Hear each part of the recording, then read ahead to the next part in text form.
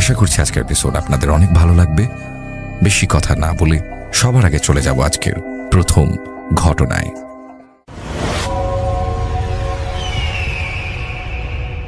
আসসালামু আলাইকুম রাসেল ভাই, আসসালামু আলাইকুম লিসেনার্স, আশা করি সবাই ভালো আছেন। এখন যে ঘটনাটি আমি আপনাদের সাথে শেয়ার করতে যাচ্ছি, ঘটনাটি আমি সংগ্রহ করেছিলাম রাজবাড়ী জেলার মাটিপাড়া গ্রামের সজীবের কাছ থেকে। আশা করছি ঘটনাটি আপনাদের ভালো লাগবে। ঘটনাটির সময়কাল অনেক আগের, মুক্তিযুদ্ধেরও আগের সময়ের ঘটনা। ওই মাটিপাড়া গ্রামে একজন জেলে বসবাস করতেন, তার নাম ছিল রাম। এই রাম জেলে তার বাড়ি থেকে বেশ কয়েক কিলোমিটার দূরে একটি বাজারে গিয়ে মাছ বিক্রি করত। আর তিনি মাছ ধরতেন মূলত পদ্মা নদীতে। এখন রাজবাড়ী জেলার যে পদ্মা নদীটি একদম শহর ঘেঁষে চলে গেছে, তখন কিন্তু এটি এত কাছে ছিল না, তখন আরও দূরে ছিল। তার একটা ছোট্ট নৌকা ছিল, সেই নৌকায় তিনি জাল দিয়ে মূলত ইলিশ মাছ ধরতেন। ইলিশ মাছের সাথে আরও অন্যান্য মাছও পেতেন, সেগুলো তিনি বাড়ির কাছে একটি বাজারে বিক্রি করতেন। তার বেচা কেনা যে খুব ভালো হতো তা নয়, কোনোদিন সব মাছ বিক্রি হয়ে যেত, কোনোদিন কিছু মাছ বিক্রি হতো, আবার কিছু রয়ে যেত। যেগুলো রয়ে যেত সেগুলো তিনি বাড়িতে নিয়ে আসতেন। তার একটি পুরাতন সাইকেল ছিল, সাইকেলের পেছনে যে ক্যারিয়ার ছিল সেই ক্যারিয়ারে মাছের ঝুড়ি রাখার ব্যবস্থা ছিল। বাড়িতে যখন অবিকৃত মাছগুলো নিয়ে আসতেন তখন তার স্ত্রী ওই মাছগুলো রান্না করতেন, কখনো কখনো পাড়া প্রতিবেশীদেরও দিয়ে দিতেন তিনি, যেহেতু খুব গরিব মানুষ ছিলেন। আর তখন ওই গ্রামে ইলেকট্রিসিটিও ছিল না, আর তখন ওখানে ফ্রিজের কথা তো চিন্তাই করা যায় না, যার কারণে তিনি মাছগুলো খেয়ে ফেলা ছাড়া আর কোনো উপায় অন্তর দেখতেন না। কোনো এক দিন ওনার মাছ বিক্রি করতে করতে বেশ দেরি হয়ে যায় এবং মাছ অর্ধেকের মতো বিক্রি হয়, আর বাকি অর্ধেক রয়ে যায়। তার মধ্যে ইলিশ মাছ ছিল এবং অন্যান্য মাছও ছিল। এখানে একটি বিষয় বলে রাখি যে মাটিপাড়া এবং বেথুলিয়া এই জায়গার ঠিক মধ্যবর্তী জায়গায় একটি জঙ্গল রয়েছে, আর ওই জঙ্গলের একদম পাশ ঘেঁষে একটি বড় বট গাছ রয়েছে। এই বট গাছ স্থানীয় ভাষায় পীরতলা নামে পরিচিত। ওই বট গাছের একটি অদ্ভুত বৈশিষ্ট্য হচ্ছে এই বট গাছের মাথার দিকে পরগাছা আছে, এবং পরগাছা আমরা দেখেছি যে বট গাছে অনেক পরগাছা হয়, যেমন খেজুর গাছ হয়, সুপারি গাছ হয়, বড়ই গাছ হয়, বিভিন্ন গাছ হয়। বট গাছের মধ্যে আবার পাকড় গাছও দেখা যায়। ওই বট গাছে প্রায় 7টা ভিন্ন ভিন্ন ধরনের গাছ রয়েছে, যেটি আমি নিজে সেখানে গিয়েছি এবং দেখেছি। উনি কোনো এক রাতের বেলা যখন অবিকৃত মাছ নিয়ে ফিরছিলেন তখন হঠাৎ বৃষ্টি শুরু হয়ে যায়। এখন উনি আশেপাশে দাঁড়ানোর কোথাও জায়গা খুঁজে পাচ্ছিলেন না। তখন উনি চিন্তা করেন আরেকটু সামনেই তো ওই পীরতলা রয়েছে, সুতরাং ওখানে যাই, ওই বট গাছের নিচে দাঁড়াই, ওখানে তো খুব ঘন পাতা, বৃষ্টির পানি আমার গায়ে পড়বে না।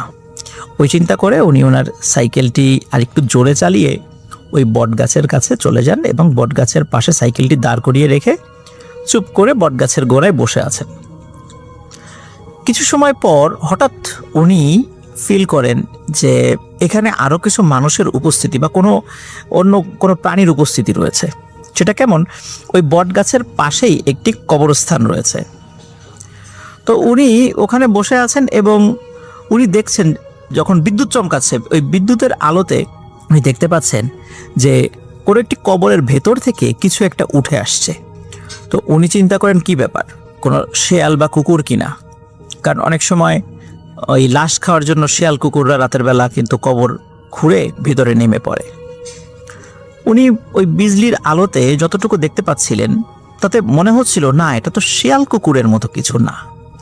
আরও কয়েক মুহূর্ত পর তিনি বুঝতে পারেন যেই জিনিসটি কবরের ভেতর থেকে উঠে আসছে এটি মানুষের মতোই, কিন্তু শরীরে সাদা কিছু জড়ানো।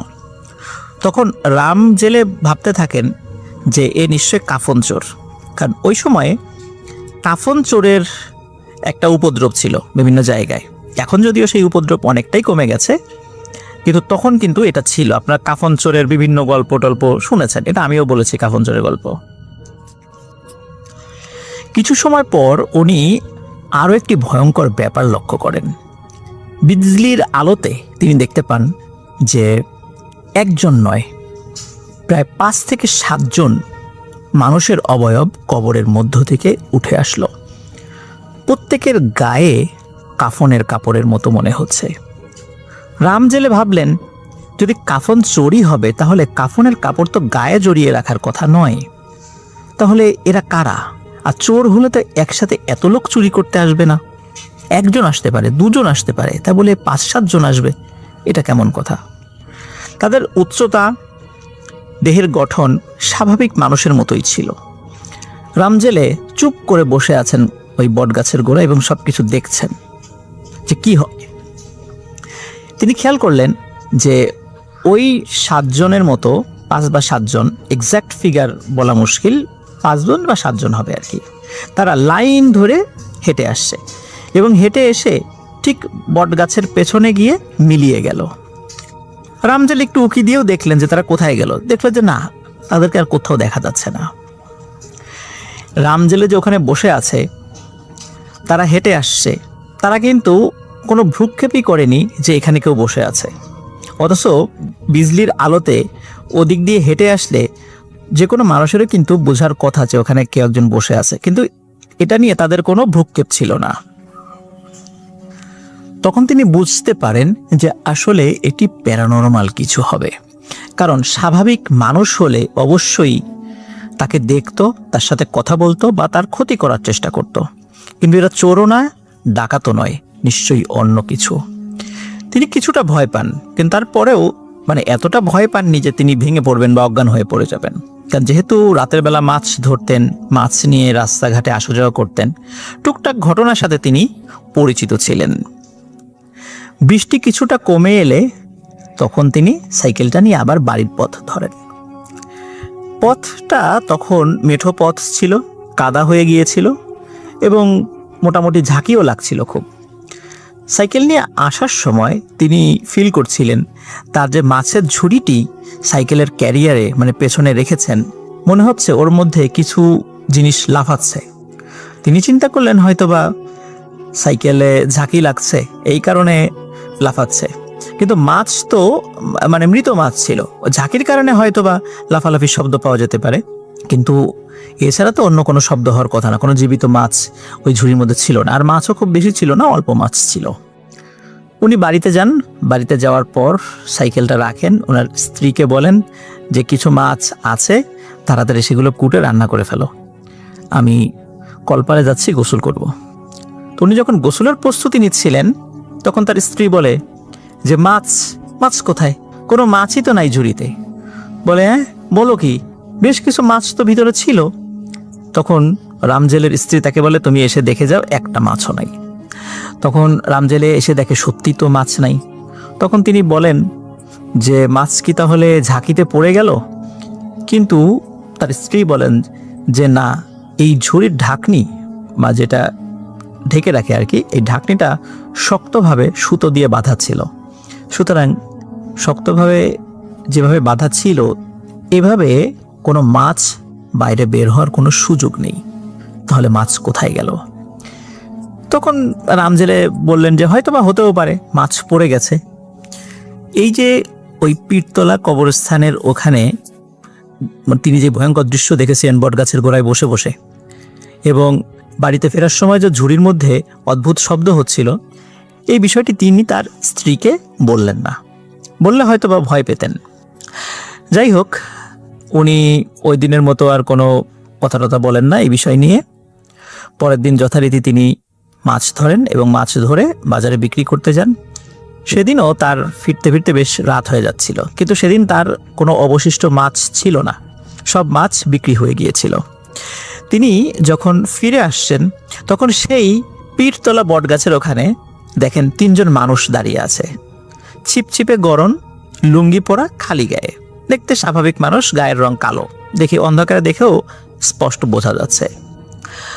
ওই 3 জন মানুষ রামজেলেকে দাঁড় করায় এবং বলে তোমার মাছের স্বাদ তো খুব ভালো, তোমার মাছ তো আমরা খেলাম, আমাদের কাছে মাছ বিক্রি করবে?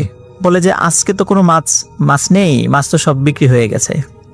তাতে কোনো সমস্যা নেই, তুমি মাছ আগামীকালকে থেকে আমরা একটা জায়গার কথা বলবো, সেইখানে বিক্রি করবা, ভালো দাম পাবা, আমাদের কাছে মাছ বিক্রি করো, আমরা তোমাদের মানে উপযুক্ত যে মূল্য সেটা তোমাদেরকে দেব। তিনি ভাবলেন যে ভালো, তো এরকম হলে তো ভালোই হয়। তখন বললেন যে আগামীকাল আপনাদেরকে কোথায় পাবো? তখন রামজেলে বলল, রাত ঠিক 10টার দিকে। তখন গ্রামে কিন্তু রাত 10টা মানে অনেক রাত। তো রাত ঠিক 10টার দিকে এখানে চলে আসবে, আমরা ওই বাজারে তোমাকে নিয়ে যাব। রামজেলে বললেন ঠিক আছে, তাহলে আরেকটু ভালো হলো, আর একটু বেশি সময় ধরে মাছ ধরবো, মাছও বেশি পাবো, ভালো দামে বিক্রি করতে পারবো। ওই দিন তিনি আর বাজারে মাছ বিক্রি করতে যাননি। তিনি বেশ সময় নিয়ে মাছ ধরেছিলেন, পরে আবার সাইকেল নিয়ে বাড়িতে ফেরত আসেন। বাড়িতে এসে তখন আবার ওই যে পীরতলা বট গাছ যেটা, সেদিকে যাত্রা শুরু করেন। ওখানে যাওয়ার পর দেখেন যে ওই 3জন লোক দাঁড়িয়ে আছে। বলে যে চলো যাই, তোমাকে নিয়ে যাচ্ছি আমরা। তখন ওই যে কবরস্থান সংলগ্ন যে জঙ্গলটা রয়েছে, বটগাছ, কবরস্থান এবং সংলগ্ন যে জঙ্গলটি রয়েছে, সেখানে রামজেলেকে নিয়ে যান তারা। যাচ্ছেই জঙ্গলে ঢোকার পর হঠাৎ দেখলেন যে একটা জায়গায় কিছু আলো দেখা যাচ্ছে, মনে হচ্ছে সেখানে বেশ কিছু লোক রয়েছে। আরও অদ্ভুত ব্যাপার হচ্ছে, সেখানে তিনি এমন 3-4জন জেলেকে দেখলেন যাদের সাথে বহু আগে তার দেখা হয়েছিল। তারা একসাথে মাছ ধরেছেন, মাছ বিক্রিও করেছেন, কিন্তু বহুদিন যাবৎ তাদের সাথে তার আর দেখা নাই। কিন্তু ওখানে তারাও মাছ বিক্রি করতে এসেছেন। এই 3-4জন পূর্বের পরিচিত এবং রামজেলে, আর 10-12 জন মানুষ হাতে হারিকেন আছে সবার, তারা মাছ কিনতে এসেছে। কিন্তু রামজেলে একটি বিষয় বুঝতে পারছে না যে এত জায়গা থাকতে রাতের বেলা এই জঙ্গলের মধ্যে কেন মাছের বাজার বসে। একজন লোক আসলো, তার কাছ থেকে বেশ ভালো দাম দিয়ে সব মাছ কিনে নিয়ে গেল। তখন রামজেলে চিন্তা করলো, ভালোই তো, বাজারে গিয়ে সারাক্ষণ বসে থেকে মাছ বিক্রি হয় না, আর এখানে এত দ্রুত সবগুলো মাছ ভালো দামে বিক্রি হয়ে গেল, তো এখানেই তো আসা ভালো। তো মাছ বিক্রি করার পর ওই যে 3জন লোক যারা রামজেলেকে এই জঙ্গলে নিয়ে এসেছিল, তারা বলল যে কি দাম পেয়েছো? তখন রামজেলে বলে হ্যাঁ পেয়েছি। তখন তারা বলে যে আবার এসো, এখানে প্রতিদিন আসবা, প্রতিদিন মাছ বিক্রি করবা। কিন্তু একটা বিষয়, এরা কিন্তু তাকে একবারও বলেনি যে খবরদার এখানকার কথা কাউকে বলবা না, কোনো জেলেকে বলবা না। এই বিষয়টা তারা তাকে বলেনি। কিন্তু আমরা স্বাভাবিক ভৌতিক ঘটনায় কি দেখি, কোনো জিন কোনো মানুষকে বলে দেয় খবরদার এই কথা তোরা কাউকে বলবি না, বললেই বিশাল ক্ষতি হয়ে যাবে। কিন্তু এই বিষয়টি তাকে তারা বলে না। কিন্তু রামজেলে এমনিতেই কাউকে বলেনি, এই কারণে বলেনি যে অন্য জেলেরা যদি এই জায়গার তথ্য পেয়ে যায় তাহলে তারাও এখানে মাছ বিক্রি করতে আসবে, আর এত লোক যদি মাছ বিক্রি করতে চলে আসে তাহলে ক্রেতা ভাগাভাগি হয়ে যাবে, মাছের দাম কম পাওয়া যাবে। এই জন্য রামজেলে কিন্তু বিষয়টা চেপে যায়। এভাবে প্রায় প্রতিদিনই রামজেলে আসতো। 3-4 দিন আসার পর হঠাৎ এক রাতে এসে দেখে যে ওখানে কোনো মানুষ নাই। তিনি চিন্তা করছেন কি ব্যাপার, আজ কি লোকজন আসবে না? হঠাৎ একজন বৃদ্ধ লোক হেঁটে হেঁটে আসছে, এই দৃশ্য দেখতে পায় রামজেলে। রাম তাকে জিজ্ঞেস করে যে আপনি কি মাছ কিনবেন? তখন ওই বৃদ্ধ বলে যে, ওই বৃদ্ধ লোকটি রামজেলেকে বলে তুমি আর কখনো এখানে আসবা না। তখন রাম বলে কেন আসবো না, এখানে তো ভালো দাম পাই, আর মাছও একবারে বিক্রি হয়ে যায়, আমি গরিব মানুষ, এখানে এসে যদি একটু উপার্জন হয় তো খারাপ কি? তখন ওই বৃদ্ধ লোকটি বলে তারপরও বলছি তুমি আসবা না, তোমাকে আমি একটি জাল উপহার দিচ্ছি, এই জালটি তুমি নিয়ে যাও, এই জালে তুমি ভালোই মাছ পাবা, আর এই জালটি কিনতে গেলেও তোমার বেশ টাকা পয়সা লাগতো, তো এটা দিয়ে মাছ ধরো, বাজারেই বিক্রি করো, কিন্তু এখানে আর এসো না। এই বলার পর ওই লোকটি আবার জঙ্গলের মধ্যে হেঁটে হেঁটে মিলিয়ে যায়। রামজেলে সে চিন্তা করে এখন এতগুলো মাছ যে আমি ধরেছি বিক্রি করতে না পারলে এখন এই মাছগুলো বাড়িতে নিয়ে যাব, নষ্ট হয়ে যাবে মাছ, চিন্তা করছে। কিন্তু তারপরেও কিছুই করার নেই, কারণ কোনো মানুষ নেই, কার কাছে বিক্রি করবে। যাই হোক, সে পানি টানি দিয়ে ওই মাছগুলো বাড়িতে ফিরে গিয়ে রেখে দেওয়ার চেষ্টা করছিল। সকালে উঠে কিছু মাছ পচে গিয়েছিল, কিছু মাছ সে বিক্রি করেছে। কিন্তু একটি বিষয় সে বুঝতে পারছিল না যে আসলে কি হচ্ছে আমার সাথে। হঠাৎ এখানে মাছ ধরাই বা মানে মাছ বিক্রি করা শুরু করলাম অদ্ভুতভাবে, আবার একজন এসে মানা করে দিয়ে যাচ্ছে, ঘটনা কি? তখন তিনি ভাবলেন হয়তোবা ওই যে 3-4 জন পূর্বের পরিচিত জেলে তাদেরকে দেখেছিল, এরা হয়তোবা এই লোকটাকে পাঠিয়েছে যাতে আমি এখানে এসে মাছ বিক্রি না করি, ওদের মনে হয় ব্যবসা কম হচ্ছে, এই চিন্তা করেছে। যাই হোক, ওই জালটা দিয়ে মাছ মানে ভালোই ধরা পড়ছিল আর কি, মানে স্বাভাবিকভাবে যেই মাছ সে ধরতো তার থেকে ভালোই ধরতে পারছিল। এখন যেহেতু একজন মানা করে গেছে, তো সে চিন্তা করছে যে না, এর মানা শুনবো কেন, সে হয়তোবা তাদের স্বার্থে আমাকে মানা করেছে, আমি যাব। পরের দিন রাম জেলে যায়, গিয়ে দেখে যে আজও কেউ নেই। কিন্তু সে যখন মাছ নিয়ে গেছে তখন সেই বৃদ্ধ লোকটি চলে এসেছে, এসে বলছে, তোমাকে না মানা করেছিলাম এখানে আসতে, তুমি কেন এসেছো? তখন রাম জেলে বলছে, আমি গরিব মানুষ, একটু ভালো দামের আশায় এখানে আবারও এসেছি, লোভ সামলাতে পারেনি। তখন ওই লোকটি বলে, তোমার লোভের খেসারত তুমিই দিবা। এই কথা বলার পর হঠাৎ করে ওই লোকটি ভ্যানিশ হয়ে যায়। আর ওই লোকটি ভ্যানিশ হওয়ার সাথে সাথে দেখে জঙ্গলের ভেতর থেকে 3টা সেই লোক, যেই 3টা লোক তাকে ডেকে নিয়ে গিয়েছিল, ওই জঙ্গলের এই বাজারের সাথে পরিচয় করিয়ে দিয়েছিল, এই 3টি লোক দ্রুত গতিতে দৌড়িয়ে রামজেলের কাছে চলে আসে এবং এসেই তার যে মাছের ঝুড়ি, এই ঝুড়ির উপর হুমড়ি খেয়ে পড়ে এবং কাঁচা মাছই খাওয়া শুরু করে। রামজেলে এই দৃশ্য দেখার পরেই সে বুঝতে পারে যে এরা নিশ্চয়ই কোনো স্বাভাবিক লোক নয়, এরা মানুষ নয়, এরা অন্য কিছু। তখন সে ঊর্ধ্বশ্বাসে দৌড়ানো শুরু করে। কিন্তু রাতের বেলা জঙ্গলে তো পথঘাট সে বুঝতে পারছিল না, এদিক সেদিক দিয়ে ছুটছিল, তার শরীর কেটে ছিঁড়ে যাচ্ছিল। তারপরেও একটা সময় জঙ্গল থেকে সে বের হতে পারে। বের হওয়ার পর সে কিছুটা আহত অবস্থায় বাড়িতে ফিরে যায়। তখন তার স্ত্রীকে সব বিষয় খুলে বলে। তখন তার স্ত্রী বলে, আচ্ছা, তুমি যেই পরিচিত লোকদেরকে দেখেছিলে, যাদেরকে তুমি চিন্তা, তাদের একটু খবর নিও তো, তারা এখন কোথায়, তারা কি সত্যি সত্যি এখানে মাছ ধরতে আসতো, তাদের কাছ থেকে এই জঙ্গল সম্পর্কে খোঁজ খবর নাও। তিনি তখন যেই লোকদেরকে চিনত তাদের বাড়িতে যান। বাড়িতে যাওয়ার পর অদ্ভুত একটা তথ্য তিনি পান। সেটি হচ্ছে, প্রত্যেকের পরিবার থেকে বলা হয় যে এরা সকলেই তো নিখোঁজ, তাদের ডেড বডিও পাওয়া যায়নি, তারা নিখোঁজ হয়ে গেছে, মাছ ধরতে গিয়েছে আর ফেরত আসেনি কখনো। এখানে একটা বিষয় বলে রাখা ভালো প্রিয় লিসেনার্স, কারণ হচ্ছে যে আগে তো পদ্মা অনেক উত্তাল ছিল, আর তখন তো যোগাযোগ ব্যবস্থা তো ভালো ছিল না, অনেক সময় ঝড়ের কবলে পড়ে নৌকা ডুবি হতো, ডেড বডিও খুঁজে পাওয়া যেত না। ওদের পরিবাররা মনে করেছে হয়তোবা এভাবেই তাদের মৃত্যু হয়েছে, কারণ 10-12 বছর হয়ে গেছে, তাদের কোনো খোঁজ খবর নেই, নিশ্চয়ই মারা গেছে, তাদের নৌকাটাও খুঁজে পাওয়া যায়নি। আর যেই রাতের পর থেকে তারা উধাও হয়ে গেছে, ওই রাত্রেও ঝড় হয়েছিল, এই কারণে তারা চিন্তা করেছে যে তারা হয়তো এভাবেই মারা গিয়েছে পানিতে ডুবে। তাহলে এই লোকগুলো কেন নিখোঁজ হয়ে যাচ্ছিল? তখন রামজেলে বুঝতে পারে যে আসলে এই কারণেই ওই যে মুরব্বি টাইপের লোকটি তাকে বলেছিল, তুমি আর এখানে এসো না, কারণ আমি যদি আরও কয়েকদিন আসতাম তখন মাছের সাথে এই পিশাচগুলো আমাকেও খেয়ে ফেলতো। আর পরিচিত যেই মানুষগুলোকে, যেই জেলেগুলোকে রামজেলে দেখেছিল, তারা আসলে মায়াজালের মাধ্যমে সৃষ্ট একটি অবয়ব ছিল। জিনেরাই ওই লোকদের সুরত ধরে তার মনে সাহস সঞ্চার করেছে, এই চিন্তা করে যাতে সে ভাবে যে আমার পরিচিত লোক তো এখানে আসেই, মাছ তো বিক্রি করেই, তা আমিও আসবো, সমস্যা কি। এবং আর কয়েকদিন আসলে হয়তোবা রামজেলেও হারিয়ে যেত, চিরতরে নিখোঁজ হয়ে যেত, তাকে আর খুঁজে পাওয়া যেত না। প্রিয় লিসেনার্স, মাটিপাড়ার এই জঙ্গল এখনও আছে, তবে এই জঙ্গলটি আগের মতো ঘন জঙ্গল নেই। আমি সেখানে গিয়েছিলাম, সেখানে ড্রোন দিয়ে ভিডিও শ্যুট করেছিলাম, এই বটগাছটারও ভিডিও করেছিলাম, সেখানে সজীবকে নিয়ে এসেছিলাম, সজীবের কাছ থেকে স্টেটমেন্ট নিয়েছিলাম এবং ওই জঙ্গলের ভেতরে আমি ঢুকেছিলাম।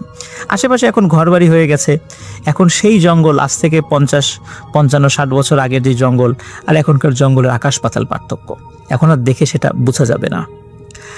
রামজেলে 107 বছর জীবিত ছিল। 2007 সালের দিকে তার মৃত্যু হয়। সে এই ঘটনাটি যখনই লোক মানুষ পেত গল্প করার মতো, এই ঘটনাটি সবার সাথে শেয়ার করত। তো এটি ছিল ঘটনা।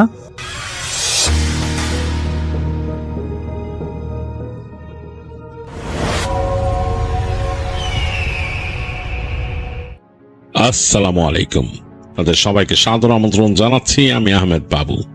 কেমন আছেন আপনারা? আশা করি সবাই ভালো আছেন। আমি আল্লাহর মতো ভালো আছি আলহামদুলিল্লাহ। যেই ঘটনাটি আমাদের সাথে শেয়ার করেছেন মামুন মনোয়ার কালশি মিরপুর থেকে। মামুন তার নিজের সাথে ঘটা একটি ঘটনা আমাদের সাথে শেয়ার করেছেন, যেটি 2018 সালে তার সাথে ঘটেছিল, এবং এই ঘটনাটি তার জীবনকে ব্যাপকভাবে পরিবর্তন করে দেয়। কারণ মামুন খুব সাহসী মানুষ ছিলেন, তার মনে ভয় বলতে কিছু ছিল না। তবে এই ঘটনাটির পর থেকে তার মনের মধ্যে অদৃশ্য একটা জিনিস তৈরি হয়, যেটা হচ্ছে ভয়। মামুন এখন একা থাকতে ভয় পায়। আসলে মামুন লিখেছে যে সে এখন আর সাবলীল নেই, আর সে আশা করে এরকম জানি কারো জীবনে না ঘটে। আমি চলে যাচ্ছি মামুনের সেই ঘটনায়। 2018 সালের কথা, 18 সালের মার্চ মাস। মামুন তখন ইউনিভার্সিটিতে পড়েন, আর তার বাবার একটা ব্যবসা ছিল। সেই ব্যবসাটা হচ্ছে সিরামিক অ্যাক্সেসরিজের, মানে যেমন বাথরুম ফিটিংস, সেগুলো বিক্রি করতেন তারা। তো মোটামুটি ভালো একটা বড় দোকান ছিল তাদের। মামুন সেখানে বসতেন, বিকাল থেকে সেখানে বসতেন, একেবারে ক্লোজিং পর্যন্ত থাকতেন। তো ক্লোজিং করতে করতে রাত হয়ে যেত। রাত 9টা 9:30টার দিকে মামুন তার হিসাব কিতাব শেষ করে সেখান থেকে বেরোতেন। অন্য লোকরা দোকান লক করতো আর কি। তো যাই হোক, মামুন সেখানে ক্লোজ করে বেরোয় তার বন্ধুদের সাথে দেখা করতেন। তার কয়েকজন ক্লোজ বন্ধু ছিল, তার মাঝে একজন ছিল উজ্জ্বল। তো ওদের সাথে দেখা করতেন, গল্প করতেন। তো ওই সিজনটাতে, মানে সেই ফেব্রুয়ারির শেষ দিক থেকে তখন পর্যন্ত মামুনরা ব্যাডমিন্টন খেলছিলেন। তো ব্যাডমিন্টন খেলার জায়গা ছিল তার বন্ধু উজ্জ্বলের বাড়ির ছাদ। উজ্জ্বলদের বাড়িটা তাদের যে এলাকা, মানে যেখানে তাদের দোকান, সেখান থেকে ওই রাস্তা ধরে গেলেই, বেশ অনেক দূর গেলেই হাতের বাঁয়ে পড়ে একটা ছোট গলি দিয়ে ঢুকে গেলে শেষ মাথায় উজ্জ্বলদের বাড়ি। মোটামুটি বেশ বড় বাড়ি, এবং সেটা ছাদ বেশ বড়, এবং এই ছাদের দুইটা অংশ, মানে একটা অংশ বেশ বড়, এখানে সামনে রেলিং দেয়া এবং বাইরের অংশ দেখা যায়। আর তার এই পাশ দিয়ে আরেকটু ছোট্ট অংশ গেছে, মানে এই ডান দিকে একটা ছোট্ট স্টোর রুমের মতো, এবং তারপর ওই চিকন অংশ দিয়ে গেলে ওই পাশে আরেকটা ছাদ আছে। সেটা তাদের বাড়ির মানে এই পাশের ফ্ল্যাটগুলো, যে বাড়িটার আকৃতিটা হচ্ছে একদিকে একটু ছোট, তো সেই দিকটায় ফ্ল্যাটের উপরের ছাদ। তো ওখানে ব্যাডমিন্টন খেলা যায় না, ওখানে বাগান টাগান করা, আর বাসার পেছনের কিছু গাছগাছালি আছে ওখানে। তো যাই হোক, তো এই হচ্ছে ছাদ। তো ছাদের এই বড় অংশটাতে ব্যাডমিন্টন খেলতো তারা। সেখানে সুন্দরভাবে তারা ওই রং দিয়ে একটা এরকম কোর্ট তৈরি করে নিয়েছিল, সেখানে খেলতো। তো যাই হোক, কাজের পরের প্রতিদিনই মামুন দ্রুত বেরিয়ে যেত কাজ থেকে, এবং বেরিয়ে তাড়াতাড়ি সে হাজির হতো, এবং উজ্জ্বল সহ তারা উঠে যেত। সে যে তার বন্ধুদের নিচেই পেত বাসার, তো সেখান থেকে উঠে যেত। খেলা শেষ করে যখন মানে একদম খেলা শেষ হয়ে যেত, তখন সবাই নেমে যেত। মামুন উজ্জ্বলের সাথে মোটামুটি একটু সময় কাটাতো, সময় কাটিয়ে নামতো, আবার অনেক সময় নিচে দাঁড়িয়েও তারা সময় কাটাতো। তো এরকম একদিনকার কথা, ওই দিন আকাশটা একটু মেঘলা, গুড়গুড় করছে, বৃষ্টি হচ্ছে না, মানে বেশ আবহাওয়াটা কেমন থম মেরে আছে, এরকম একটা অবস্থা। তো মামুন চিন্তা করতেছিল কাজে বসে বসেই যে আজকে কি খেলা হবে কিনা।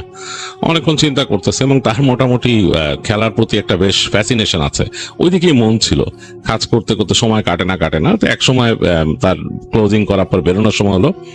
তো দ্রুত বের হয়ে সে বাইরে দেখতেছে যে তাদের যে রাস্তাটা, মানে তাদের দোকানটা হচ্ছে রাস্তার উপরে, এই রাস্তাটা মোটামুটি বিজি থাকে। রাতের বেলা আবার একটু নির্জন হয়ে যায়, মানুষজন চলাচল একটু কমে যায় এখানে। তো সে তাকায় দেখতেছে যে আশেপাশে গাড়ি ঘোড়ার কম, এবং অনেকগুলো দোকানই আশেপাশে বন্ধ করে ফেলছে। তো চিন্তা করলো এখন প্রায় 10টার মতো বাজে, এই টাইমের মধ্যে বন্ধ হয়ে গেল সবকিছু। তো ব্যাডমিন্টন সাধারণত তারা 12টা পর্যন্ত খেলে, রাত 12টা পর্যন্ত খেলে, তো 2 ঘন্টার মতো সময় আছে হাতে। তো সে বের হয়ে গেল এখান থেকে, বের হয়ে হাঁটা দিল। হাঁটতে হাঁটতে চলে আসলো উজ্জ্বলদের গলির কাছে, এবং যে দেখলো যে হ্যাঁ, উজ্জ্বল নিচে বসে আছে, আর সাথে আরো 2টা বন্ধু। তো বললো যে আজকে কি খেলবি? এই অবস্থা, আকাশের দেখ অবস্থা, গুড়গুড় করে। আরে চল খেলি, বৃষ্টি আসলে বেরোয় যাবো, সব নামায় ফেলবো। তো তারা উঠে গেল, ওইখানে ছাদে গেল। ছাদে গিয়ে তাদের মতো চাটা নিয়ে গেছিল, যে তাদের খেলা শুরু হলো। মানে পরিবেশ খুব মানে ধরে কুমুট হয়ে আছে, বাতাস নাই, একদম বাতাস নাই। ছাদে তারা বসছে, ছাদের আশেপাশে ছোট ছোট গাছ টাছ আছে, ওগুলাতেও বাতাসে নড়তেছে না। দূরে যে ওই যে পাশের ছাদের কোনায় যে নারকেল গাছ, ওইটাও নড়তেছে না, ওইটা একদম মানে থুম মেরে আছে। তো যাই হোক, তারা খেলাধুলা করবে, লাইট টাইট জ্বালালো, শুরু করলো তাদের খেলা হচ্ছে। একটু খেলেই তারা একদম ঘেমে নিয়ে গেল, পুরাই ঘেমে নিয়ে গেল, অবস্থা খুব খারাপ, মানে দেখা যাচ্ছে দর করে ঘামতেছে। তো খেলতে খেলতে যখন নাকি তাদের খেলা প্রায় শেষ, তারা মনে হয় 2টা বা 3টা এরকম গেম খেলছে আর কি। এর মধ্যেই দেখলো যে আকাশ বেশ চাকা শুরু করছে গুড়গুড় করে, আর হঠাৎ করে বাতাস ছাড়লো, গাছের পাতা নড়তেছে, বেশ ওই পাশে নারকেল গাছগুলো নড়তেছে। হঠাৎ করে পরিবেশ ঠান্ডা হয়ে গেছে। তো বুঝলো যে এখন ঝড় বৃষ্টি নামবে, তো সব গোটানো শুরু করলো। মানে তারা তাড়াতাড়ি লাইট টাইট বন্ধ করে দিল উজ্জ্বল, আর ওই নেট টেট খুলে ফেললো, তারা সব খুলে গোছায় রাখতেছে এক কর্নারে। তো এর মধ্যে নিচ থেকে ডাক দিছে এসে ওই উজ্জ্বলদের বাসার কাজের মহিলাটা যিনি ছিলেন, যিনি কাজ করতে, তিনি ওই দরজা ফাঁক করে ডাকছেন উজ্জ্বলকে, মানে তার বাবা ডাকতেছে। তো উজ্জ্বল বললো যে তোরা ই কর, খোল, আমি আসতেছি, বলে সে নেমে গেল। তো মামুন বুঝলো যে উজ্জ্বলের বাবা মাঝে মাঝে উজ্জ্বলকে ডেকে বকাঝকা করে বিভিন্ন কারণে, মানে তাদের পারিবারিক ব্যাপার স্যাপার আছে। তো সে বুঝলো যে উজ্জ্বলকে নিশ্চয়ই করে ডাকছে, যেভাবে মানে ডাকটা পড়ছে, কারণ সে তো জানে বন্ধুর সাথে অনেক দিনের টিউন্ড। তো বাকি যেই দুইজন বন্ধু বললো যে দোস্ত আমরা জায়গা, তুই এগুলা গোছায় রাখ, আমরা জায়গা, তুই উজ্জ্বলটা বুঝাই দিস, বাসায় কাজ আছে, সে বলে তারা দুইজন বন্ধু তাড়াতাড়ি নেমে গেল, মানে ধপধপ করে নেমে গেল। আর সময়ও দেয় নাই মামুনকে। মামুন যে বলবে যে আমি তোদের সাথে যাই না, তো মামুন মোটামুটি নেট টেট ভাঁজ করে, আর ওরা জানে যে মামুন এখানে থাকে, আড্ডা দেয় প্রায়। তো মামুন করলো কি, নেট টেট ভাঁজ করে ওই লাইটের যে দুইটা বোর্ড ছিল সেগুলো গরম হয়ে গেছে, ওটা নিল, নিয়ে সবকিছু নিয়ে সে এর মধ্যেই বেশ মানে ভালো বাতাস ছাড়ছে, বেশ ভালো, মামুনের কাছে বেশ ভালো লাগতেছে। সে ওগুলো নিয়ে একটা কোনায় রাখলো, এখানে স্টোর রুমের পাশে যে দেয়ালটা, ওটা আমাদের ঠেলান দিয়ে রাখলো, তাদের নেট এটা, তারপর তাদের যে ফেদারের বাক্স ছিল এগুলো রেখে, ব্যাডমিন্টন গুলা, মানে তাদের দুইজনের, হ্যাঁ ওরা তো নিয়ে গেছে ওদেরটা, রেখে সে হেঁটে পাশের ছাদে গেছে, কেন বেশ গাছ নড়তেছে এরকম এরকম করে। তো সে পাশের ছাদে যেই একটু ধাক্কা খেলো, যে ছাদের কর্নারে মনে হলো যে একটা কে দাঁড়ায় আছে, এই কর্নারে রেলিং এর কাছে ওই পাশে। তো সে অবাক হলো কে, এবং বুঝলো যে একটা মেয়ে দাঁড়ায় আছে ওখানে। মেয়ে দাঁড়ায় আছে, আচ্ছা নর্মাল সালোয়ার কামিজ পরা, বুঝতেছে যে ওর না চুলগুলো ছাড়া, আবার বাতাসে সে চুলও উঠতেছে। তো মামুন একটু মানে হয়ে গেছে, মানে আনইজি হয়ে গেছে, সে কি বলবে বা কিছু, মানে কাছাকাছি, ডিস্টেন্সটা খুব কাছাকাছি, মানে মাত্র কত হবে 10 ফিট দূরে। হঠাৎ করে যদি মেয়েটা ঘুরে কথা বলে তার সাথে, বা কি বলবে, সে চিন্তা হলো কোত্থেকে উঠছে, হয়তো অন্য ফ্ল্যাট থেকে কেউ উঠে আসছে, এরকম ব্যবসা গরম দেখে মনে হয় বাতাস টাতাস ছাড়ছে, এই মনে করে মামুন আর কিছু বললো না। সে চিন্তা করলো যে সে সরে যাবে এখান থেকে, মানে দাঁড়ান দরকার নেই, যেহেতু মেয়েটা দাঁড়ায় আছে এখানে রাতের বেলা একলা, এবং মেয়েটা। তো মামুন ঘুরে এই পাশে ছাদে আসার জন্য হাঁটা দিল, মানে এই পাশে ছাদে চলে আসবে সে। তো হেঁটে আসতেছে, এর মধ্যে হঠাৎ করে টপ টপ জোরে জোরে বৃষ্টির ফোঁটা পড়া শুরু করলো, মানে একসাথে, মানে বেশ জোরে জোরে বড় বড় ফোঁটা টাস টাস করে কয়েকটা তার গায়ে লাগলো, এবং বুঝলো যে ঝম করে বৃষ্টি নামলো। তো ঝুম করে বৃষ্টি নামছে, মামুন মানে দৌড় দিল যে তাদের ওই নেট ফেদার গুলো এমন জায়গায় সে রাখছে, দেয়ালের সাথে ঢালান দিয়ে, যেখানে ছাদ নাই, মানে তাদের ওই যে স্টোর রুমটার কোনো এক্সটেনশন নাই, মানে বড় এমন না যে ছাদটা বের হয়ে আছে বেশি, এরকম না, সামান্য একটু।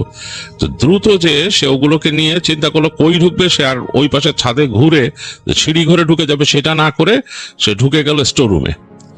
স্টোর রুমে যে ঢুকছে, স্টোর রুমে কিন্তু মানে স্টোর রুম মানে কি, ওটা স্টোর রুমের মতো, এখানে জিনিসপত্র রাখা সে জানে, মানে ছাদের বিভিন্ন জিনিসপত্র থাকে না, ওই যে কিছু চেয়ার টেয়ার দেখা যায়, মই দড়ি, তারপর রঙের ড্রাম, এইসব জিনিসপত্র ওখানে রাখে আর কি। এখানে ও সে এর আগে একবার দাঁড়ায় এরকম বৃষ্টির সময় সে তার বন্ধুর সাথে ও সেখানে ধূমপান করছিল। তো সে তাড়াতাড়ি ঢুকে গেছে, তুমুল বর্ষণ হইতেছে, তো ওখানে ঢুকে গেছে জিনিসগুলো নিয়ে, চিন্তা করলো বৃষ্টির তোড়টা থামলে সে বেরোবে।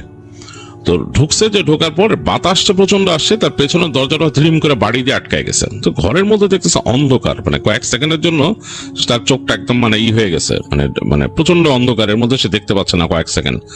তো কয়েক সেকেন্ড পর তার কাছে মনে হলো যে এই রুমের মধ্যে আরো ভ্যাপসা ওয়েদার, কেমন জানি একটা গন্ধ, মানে মনে হচ্ছে মানে গরম ভেজা হিউমিড একটা গন্ধ ভেতরে। তো মামুন চিন্তা করলো ধর এখানে মানে লাভ নাই, তো যে দরজাটা মানে খুলে বাইরে দাঁড়াই। তো সে ঘুরে দরজাটাকে ধাক্কা দিল, মানে দরজা খোলার জন্য, দেখতেছে দরজা খুলে না, কি ব্যাপার, দরজা শক্ত হয়ে এটে আছে। তো সে জোরে এরকম ধাক্কা দিল, দেখে ধরে না, দরজা কিল মারলো, ধাম ধাম করে কিল দিল। এই কে এখানে লাগাইছে বাইরে দিয়ে? এখন বাইরে দিয়ে কিন্তু লাগানোর সেরকম সিস্টেম সে দেখে নাই, ওই দরজাটা একটা শেকল লাগানোর সিস্টেম ছিল, সে জানে যে এরকম একটা শেকল ঝুলে আছে, ওইটা বাইরে যে একটা আংটার মধ্যে ঢুকায় দেয় শেকলটা, এরকম। তো দেখতেছে ওরকম, মানে কি ধাক্কা দিতেছে, খুলতেছে না। মামুন অবাক হয়ে গেছে। এই সময় সে পেছনে একটা শব্দ পেল, মনে হলো ওই বাঁশ টাস কয়েকটা খাটখাট করে পড়লো পেছন থেকে, মানে তার পেছনে রুমের পেছনে কোনায়, সেখানে অনেক কিছু টাল দিয়ে রাখা। তো মামুন ফট করে মানে তার মানে এটা বেসিক একটা মানে তার যে রিফ্লেকশন, সেটাতে সে পিছন ফিরে তাকাইছে। তাকায় সে দেখলো ওই পাশে মনে খড়খড় করে বাঁশ টাস কয়েকটা জিনিস পড়ে গেল, অ্যাজ ইফ যে কিছু নড়াচড়া করছে ওইখানে। তো মামুনের কাছে একটু ভয় লাগছে, কি নড়াচড়া করলো ওইখানে, এবং সে একটা এক্সিস্টেন্স বুঝতে পারতেছে। যে ঘরের কোনায় কোন একটা এক্সিস্টেন্স আছে। মানে তার কাছে ভয় লাগলো, দরজাটা খুলতেছে না আর পেছনে ওই বাস টাস নড়ছে। এই সময় সে ফিল করলো মানে এই রুমের মধ্যে কিন্তু অন্ধকার, অন্ধকারের মধ্যে কিন্তু তার চোখে হালকা ভাবে শুয়ে আসছে কিছুটা, সে কিছুটা একটা বুঝতে পারতেছে এখানে, কিন্তু সে ঠিক ফিগার আউট করতে পারতেছে না কি এখানে, বাট কিছু একটা ওখানে আছে ঘরের কর্নারে।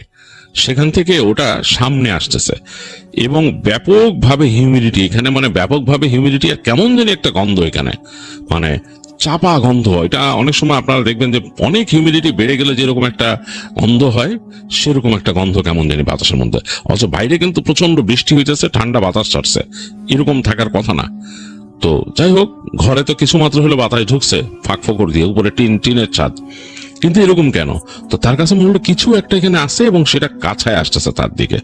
তো মামুন প্রচন্ড ভয় পেল, সে দরজায় জোরে জোরে লাথি মারলো কয়েকটা এবং সে জোরে জোরে চিৎকার করলো, কিন্তু এই বৃষ্টির শব্দে এই চিৎকার খুব বেশি দূরে যাচ্ছে না, সে বুঝতে পারছে।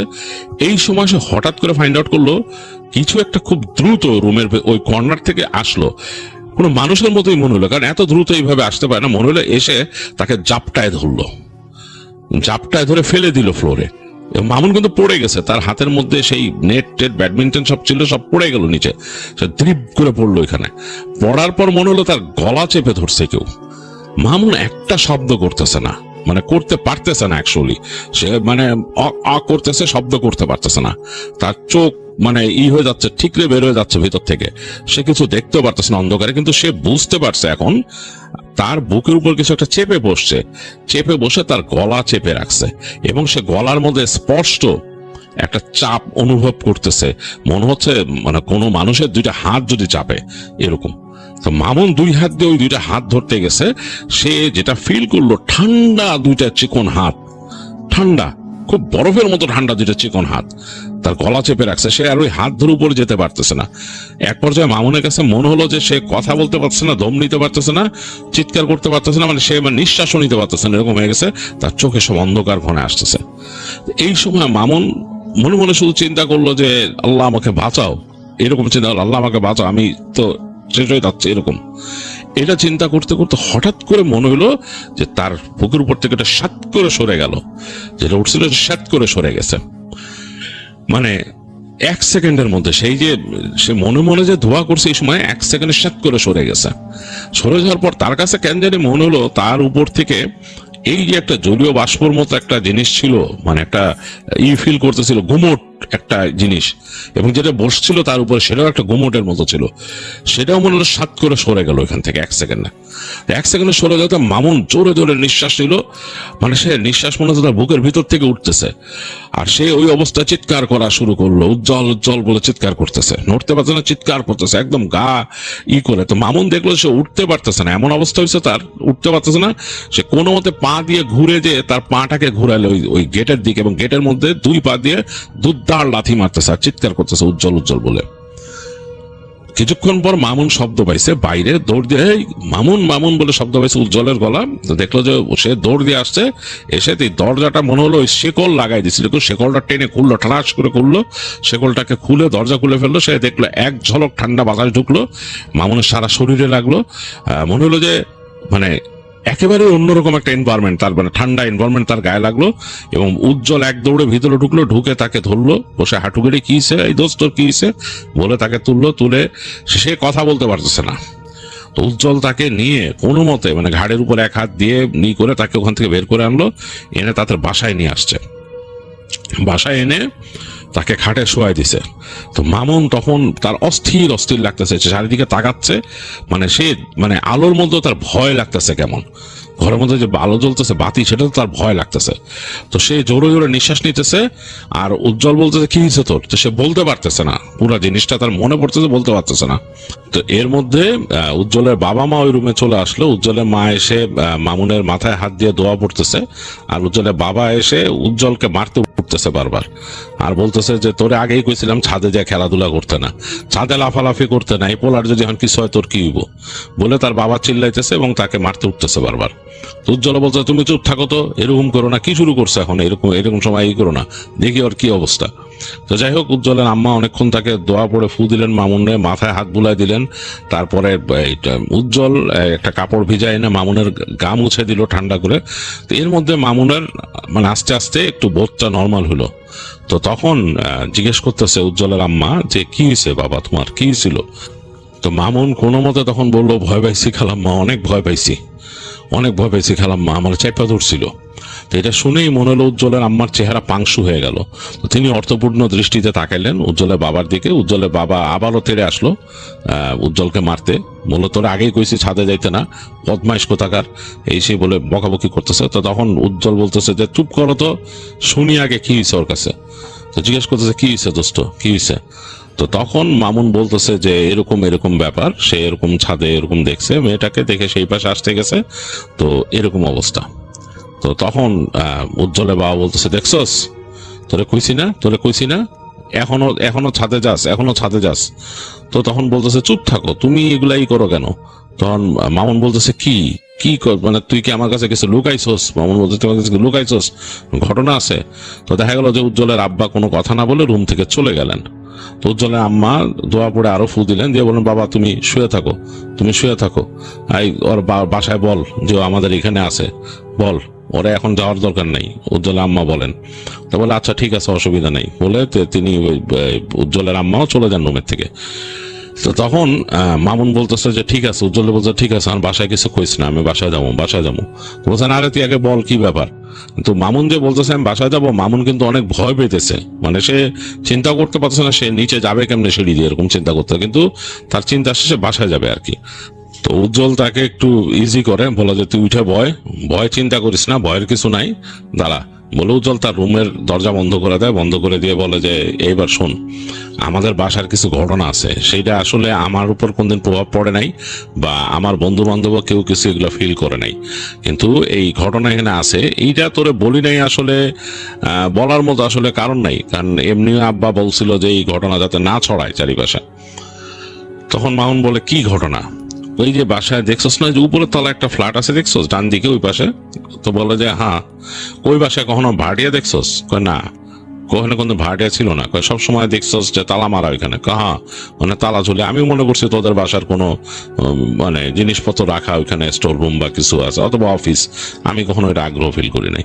হ্যাঁ, এইটাই মানুষ এতটা আগ্রহ ফিল করে না। ওই ফ্ল্যাটটা কিন্তু আসলে একটা ফ্ল্যাট, ওইটা এক সময় ছিল। তো আমাদের বাড়ি যখন তৈরি হয় এখানে, তখন কিন্তু এত বাড়ি হয় না এই পাশে, বুঝছো? এখানে কিন্তু বেশিরভাগই সব একতলা দুইতলা বাড়ি, টিন শেড বাড়ি এরকম। হ্যাঁ, তো বাড়ি যখন বানায় আব্বা, তখন পুরা করছে আর কি, বাড়ি করে ফেলাইছে প্রায় সব, মানে পিলার টিলার উঠায় সবকিছু করছে। তো ওইখানে আমাদের এই 3 তলায় আর এই 6 তলায় এই দুইটা ফ্ল্যাটেরই মোটামুটি একটু রেডি হইতেছিল। আব্বার ইচ্ছা ছিল একদম উপরে উঠবো আর কি, এই পাশের ফ্ল্যাটে উঠবো আব্বা। তো এই সময় একজন ভাড়া নিতে আসে, একজন মানুষ। উনি এখানে একটা নতুন অফিস হয়েছে, সেই অফিসটার নাম আর বললাম না, যাই হোক সেই অফিসের নতুন একটা ব্রাঞ্চ হয়েছে আর কি। তো সেই ব্রাঞ্চে উনি বদলি হয়ে আসছে, আর উনি থাকে এক আত্মীয়র বাসায় কাছাকাছি। তো ওখান থেকে আসতে একটু দূর হয়ে যায়, তো উনি এখানে বাসা খুঁজতেছে, বাসা পাইলে ভালো হবে। তো এই বিল্ডিং বাড়ি খুঁজতে খুঁজতে আমাদের বাড়ি পাইছে, তো উনি খুঁজতেছিল। তো আব্বা বললো যে আমাদের 3 তলা এখন হবে না, আরো 2-3 মাস লাগবে, 6 তলার এই সাইডটা আসলে হয়ে গেছে প্রায়, এখন আপনি চাইলে নিতে পারেন। তো উনি 6 তলা আবার এরকম নির্মাণাধীন ভবন দেখে উনি ফার্স্টে একটু গড়িমসি করলো, পরে উনি নিয়ে নেয় আর কি, এখানে বাসা নিয়ে নেয়। তো উনি উঠে আব্বা কমপ্লিট করে দেয় ওনারে, কারণ আব্বা চাইছিল ওইটাতে আমরা উঠবো আর কি আগে, এর জন্য আব্বা ওইটাই করতেছিল, রেডি করতেছিল। তো উনি ওঠার পরে তো ওনার জন্য একটু আর আব্বা এদিক দিয়ে চিন্তা করে যে 3 তলায় আমরা উঠি, 3 তলাটা আব্বা গোছানো শুরু করলো। তো উনি উঠে থাকতেছে, এর মধ্যে আমাদের 3 তলাও রেডি হয়ে গেল, আমরা উঠে পড়লাম। তো এই বিল্ডিং এ এখন আমরা এই যে 2টা ফ্যামিলি আছি, বাকি কিন্তু খালি। আর আব্বা তখন টুকিটাকি কাজ শুরু করে দিল। এর মধ্যে কিন্তু আমাদের পিছনের যে বিল্ডিংটা দেখছস, ওইটা কিন্তু তখন হইতেছিল, ওইটা কিন্তু এই পাশ থেকে এন্ট্রি না, ওইটা ওই পাশের গলি দিয়ে ঢুকতে হয়। তখন মামুন বলছে, হ্যাঁ জানি, ওখানে যাইতে গেলে ওদিকে হয়, আমার এক ফ্রেন্ড থাকে ওখানে। হ্যাঁ, ওই জায়গাটা, ওই বিল্ডিংটাও তৈরি হয়েছে। এখন ওই বিল্ডিংটা কিন্তু ঠিক আমাদের পিছনের বিল্ডিং এ কিন্তু, হ্যাঁ, আমাদের মাঝখানে শুধু এটাকে ওই যে গাছ আর একটা বাউন্ডারি ওয়াল, তারপর ওই বিল্ডিংটা, ওইটাও হয়ে গেছে। তো ওইখানে আরো ফ্যামিলি উঠছে 2-1টা, ওরা ছাদে উঠে। আর আমাদের বাড়িতেও এখান থেকে ওই দেখা গেছে ওই যিনি ভাড়া নিছেন ওনার ছেলে মেয়ে এরা ছাদে উঠে। তো সামহাও ওনার মেয়ের সাথে ওই বিল্ডিং এর একটা ছেলের সাথে মোটামুটি একটা পরিচয় হয়ে যায় আর কি। এই হয়তো জানলা দিয়ে বা ছাদ দিয়ে কথাবার্তা বলতে বলতে বা কোনোভাবে তো ওনার মেয়ে প্রায় ছাদে উঠতো। তা আমরাও যেহেতু বিল্ডিং নতুন হইতেছে, ছাদের কোনো রেস্ট্রিকশন দেই নেই, তো ছাদে যাইতোই, তারা সবসময় যাওয়া আসা করতো এবং এটার মধ্যে কোনো ছিল না। মিস্ত্রিরা মাঝে মাঝে উঠতো, এটা ওইটা করতেছে, এরকম একটা অবস্থা। একদিন এরকম বৃষ্টির দিনে ওনার মেয়ে মনে হয় উঠছিল উপরে, আর ওইখান থেকে ওই ছেলে উঠছে। তো কি হয়েছে আমরা তো ওই সময় জানি না। তো হঠাৎ করে দেখলাম যে এইখানে মানুষজন চিৎকার চেঁচামেচি শুরু করছে। তা আমাদের বাসার মানুষজন বললো কি ব্যাপার, সবাই গেল, যা দেখে যে ওই মেয়েটা ছাদ থেকে পড়ে গেছে। ওই আমাদের এই ছাদ থেকে কর্নার থেকে নিচে পড়ছে, একদম যে একেবারে বাউন্ডারির ওখানে যে পড়ছে, মানে খুবই খারাপ অবস্থা। মানুষজন সবাই জড়ো হয়ে গেল এই তো আমাদের এখানে আমরাও খবর পেলে আমরা সবাই গেছি। তো পরবর্তীতে ওই ছেলে মানে একদম পাগলের মতো হয়ে গেল। ওই ছেলেটা কান্নাকাটি করে, মানে ওই বাড়ির ছেলেটা সে পুরাই পাগলের মতো হয়ে গেল। মানে তার আসলে স্বাভাবিক বোধ বুদ্ধি লোপ পাইল ছেলেটার। মানে আসল ব্যাপারটা তখন সে বলতে পারছে ছেলেটা যে সেই নাকি দেখা করতে উঠছিল, মেয়েটা এখান থেকে দেখা করতে করতে এই কর্নারে ওখানে তখন ওই ছোট্ট ছিল প্যারাফিট দেয়াল, ওইটা পার হয়ে গেছিল। পার হয়ে যায় ছেলেটার সাথে কিছু দেওয়া নেওয়া করতে গেছিল, সমস্ত চিঠি বা কিছু একটা, ওখান থেকে পিছলে পড়ে গেছে। তো পড়ার পরেই ওখানে এই অবস্থা। তো খুবই খারাপ একটা জিনিস, খুব মন খারাপ করার মতো একটা জিনিস। সবাই ওই ফ্যামিলিও তো একদম পুরো অন্যরকম হয়ে গেল এবং কঠিন অবস্থা। বেশ কিছুদিন সবাই খুব মন খারাপ করার অবস্থা থাকলো এখানে। আর ওই ছেলে তো ওই পাগলের মতো হয়ে গেছে ওইখানে।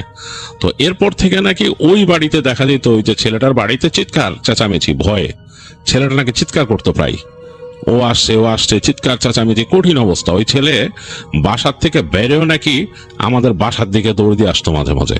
মানে কঠিন অবস্থা, মানে ছেলেটা রীতিমতোই মানসিকভাবে একদম ভারসাম্যহীন হয়ে গেল। আর এই যে মেয়েরা থাকতো আমাদের ওই ফ্ল্যাটটা, ওইটার মধ্যে একটা অদ্ভুত জিনিস তৈরি হলো। ওর বাপ মা ভাই এরা ভয় পাইতো, ওরা বলে ফিল করতো যে বাসার মধ্যে হয়ে আছে, এবং ওর ভাই নাকি ছাদে উঠে ওরা দেখছে দুইবার দাঁড়ায় তার দিকে তাকে হাসতেছে। তো এই বিশাল অবস্থা, এবং এরা তো ওই বাসা ছেড়ে দিল। তারপরে তো ছেড়ে দেওয়ার পরে আমরা তো ওইখানে মানে খুবই করলাম, মানে হুজুর আনলাম আইনা, হুজুরকে বললাম যে এখানে এরকম। তো হুজুর বললেন, প্রথমে এসে দোয়া দরুদ পড়ে দিয়েছেন, বললেন যে এটা হয়তো ওদের বাসার ইমোশনাল, যেহেতু ওরা অ্যাটাচড, ওদের মেয়ে হয়েছে হয়তো এই কারণে ওদের কাছে খারাপ লাগতো বা ওরা এরকম ফিল করতো। স্বাভাবিকভাবে এটা হবে না। তো উনি মানে ওখানে মিলাদ পড়ছে, দোয়া দরুদ পড়ছে, বলছে এখানে স্বাভাবিকভাবে এগুলা হবে না, এগুলা নিয়ে চিন্তা করেন না। এগুলো বলে হুজুর দোয়া দরুদ পড়ে দিয়ে গেছেন। কিন্তু ওই বাসায় পরে যখন ভাড়া দিছি, তখন এই সমস্যাগুলো রীতিমতো তারা ফিল করতো। তারা বলতো যে ওই ডাইনিং স্পেস দিয়ে কেউ হাঁটে, তাদের ঘরে দরজা নক করে, তারা দেখে ঘরের মধ্যে কেউ বসে রয়েছে। যেমন ওই বাসার ওই যে ছেলের বউ ছিল, সে ওখানে ঘুমাইছিল ঘরে। তো সে নাকি রাত্রেবেলা হঠাৎ করে শুনতেছে যে তার মাথার কাছে কেউ বইসা নিঃশ্বাস ফেলতেছে জোরে জোরে। তারপর সে দেখে যে তার চুল নাড়তেছে ওখানে ধরে ধরে। তো সেই ছেলের বউ হঠাৎ করে তাকায় দেখছে, তো তখন তার জানলা হালকা খোলা, ওই জানলার হালকা আলোতে দেখতেছে যে একটা মেয়ে বসে রয়েছে, তার দিকে তাকায় আছে, এবং সেই আলোটা পুরা পড়ে নাই মেয়েটার চেহারায়। তো বুঝতেছে যে একটা মেয়ে বসেছে, তার চুল ধরে রয়েছে হাত দিয়া। তো সে ভয়ে চিৎকার করে উঠছে, এবং এই ছেলের বউর তখন একটু সমস্যা হয়েছিল আর কি। সে আর কি তার শারীরিক কন্ডিশন ভালো ছিল না, যাই হোক সেটা তার বড় একটা সমস্যা হয় তখন। তো যাই হোক, তো ওই ফ্যামিলিও পরে বাসা ছেড়ে দেয়। এরপর আর একটা ফ্যামিলি ভাড়া দিয়েছিলাম, তারাও থাকতে চায় না। ব্যাচেলার ছেলেদেরকে ভাড়া দিয়েছিলাম, এরাও থাকতে চায় না। পরে আব্বা চিন্তা করলো যে যা, ওই ফ্ল্যাট খালি, ওই ফ্ল্যাটে আমাদের ওই যাবতীয় পুরানো মাল সামানা যা আছে ওগুলা ঢুকায়, তারপর আমাদের এই যে ধর যে জিনিস ব্যবসাপাতির যে জিনিসপত্র আছে ওগুলা নিয়ে রাইখা আমরা ওইটা লক করে রাখছি। তো এইটা নিয়ে আর আলোচনা করতাম না, আব্বাও বলতো না কাউরে, যাতে এইটা বাসা বাড়ি একটা বদনাম যাতে না ছড়ায় আর কি। তো ছাদে কিন্তু আব্বা খুব একটা যাইতে দিত না। তো আমি তো তখন আর একটু ছোট ছিলাম, আস্তে আস্তে বড় হওয়ার পর আমি ছাদে যাওয়া আসা করছি, এবং আমি কখনো এগুলো দেখি নাই। সুতরাং আমার মাথায় এটা ঢুকেও নাই, আমি ছাদের মধ্যেই করছি। তোরা যখন কইছিস ব্যাডমিন্টন খেলবি, কোর্ট কাটছি, ছাদে ব্যাডমিন্টন খেলছি, কিছুই তো হয় নাই, তোরা কিছু দেখছস? তো তখন মামুন বলো যে না দোস্ত, আমি তো কিছু দেখি নাই, বাট ওই দিন তো ওই মেয়েটারে দেখলাম আমি, মানে এইটা তো আমার তো মনে হয় ওই মেয়েটাই ছিল। তখন চুপ করেছে। উজ্জ্বল বলল যে দেখ, এই বিল্ডিং এ কিন্তু এরকম আর মেয়ে নাই, হ্যাঁ, মানে এই বয়সী আর মেয়ে নাই। এখন তুই কি দেখছস তুই জানোস, আর তুই যে তুই ঘটনা জানতি না, তো আমি তোরে ব্লেম দিতে পারি না। তুই যে বলবি যে মানে আগে তুই শুনে থাকলে তোর মাথায় একটা হয়তো বলতে পারতাম যে কল্পনায় কিছু একটা তৈরি হয়েছে, কিন্তু তুই তো আগে শুনোস নাই। তো তখন মামুন জিজ্ঞেস করে ওই ছেলেটার কি হয়েছিল, ওই যে ওই বাসার ছেলেটা। ওরা এক সময় এখান থেকে সরে গেছে, ওই ছেলেটাকে ওরা নিয়ে গেছে, ওরা যে চিকিৎসা করাইছে, চিকিৎসা করতে নিয়ে গেছে। ওই ছেলেটা মানসিক ভাবে একদম হয়ে গেছিল, সে আমাদের এখানে দৌড়ায় চলে আসতো, আমাদের বাসায় চলে আসতো, আমাদের ছাদে উঠবে এখান থেকে, এরকম অবস্থা ছিল। জানলা দিয়ে তাকায় তাকায় নাকি কথা বলতো বাইরে, এরকম একটা অবস্থা। তো মামুনের অনেকটা গা কাটা দিয়ে যায় এগুলো শোনার পরে। মামুন চিন্তা করে যে আরে ব্যাপারটা তো আসলেই ভয়ের। তো সে ওই দিন যে এখান থেকে যাবে কেমনে, উজ্জ্বলের বাসাতে ফেরত আসবে কেমনে, আর সে ওইটা ভাবতে পারে না। তা মামুনকে তখন উজ্জ্বল, কিন্তু সে বাসায় যাবে, সে এখানে থাকবে না রাতে, তো তাকে উজ্জ্বল পরে নামায় দেয়, সিঁড়ি দিয়ে নামায় একদম নিচে রাস্তা পর্যন্ত এগিয়ে দিয়ে আসে। আর রাস্তায় যেয়ে মামুন আস্তে আস্তে হেঁটে আসে। তা মামুনের কাছে নাকি ওই দিন ফিল হইতেছিল যে মানে ভয়, কারণ রাতের বেলা ওই রাস্তা কিন্তু বৃষ্টিতে ভিজে গেছে পুরা। রাতের বেলা রাস্তা বৃষ্টিতে পুরো ভিজে গেছে এবং জায়গায় জায়গায় প্যাচ প্যাচ প্যাচ প্যাচ পানি, কারণ ওদের ওই রাস্তাটা খুব একটা ভালো ছিল না। হ্যাঁ, অনেকে এটা বলতো ভাঙা রাস্তা। তো ওখান দিয়ে এই ভাঙা রাস্তা নামটা আমি শুনছি পরে, আমি ওই রাস্তাটা চিনি বলেই ওই রাস্তার মানে যেই রাস্তার কথা বলা হচ্ছে আমি ওই রাস্তাটা মনে হয় চিনি। তো ওই রাস্তাটাকে আমি ধারণা করে নিলাম সেটা, ওইটাকে অনেকে ভাঙা রাস্তা বলতো। তো সেই রাস্তা দিয়ে মামুন যখন রাতের বেলা হেঁটে যাচ্ছে, তার কাছে প্রচন্ড ভয় লাগতেছিল। দোকানপাট বন্ধ, কুকুর ডাকতেছে দুই একটা, এবং বৃষ্টি হয়ে গেছে দেখে অন্যরকম আবহাওয়া। তো যাই হোক, মামুন তার বাসায় আসে। বাসায় এসে ওই দিন মোটামুটি বেশ ভয়ই থাকে এবং সে চুপচাপ নিজের মতো মানে খাওয়া দাওয়া করে ঘুমায় যায়। স্বপ্নের মধ্যে মামুন খুব ভয়ের একটা জিনিস দেখে। সে ভয়ের জিনিসটা এরকম যে তার কাছে মনে হয় যে তাদের যে দরজা, মানে তার রুমের একটা দরজা ছিল সেটা বাইরের দিকে, ওই মানে তার রুমের পেছন দিকে একটা দরজা ছিল, ওইটা খুললে তাদের একটা ছোট্ট এরকম খোলা জায়গা আছে ওদের বাসার পিছনে, সেটার এই পাশে একটা কাঁঠাল গাছ আর একটু ফাঁকা।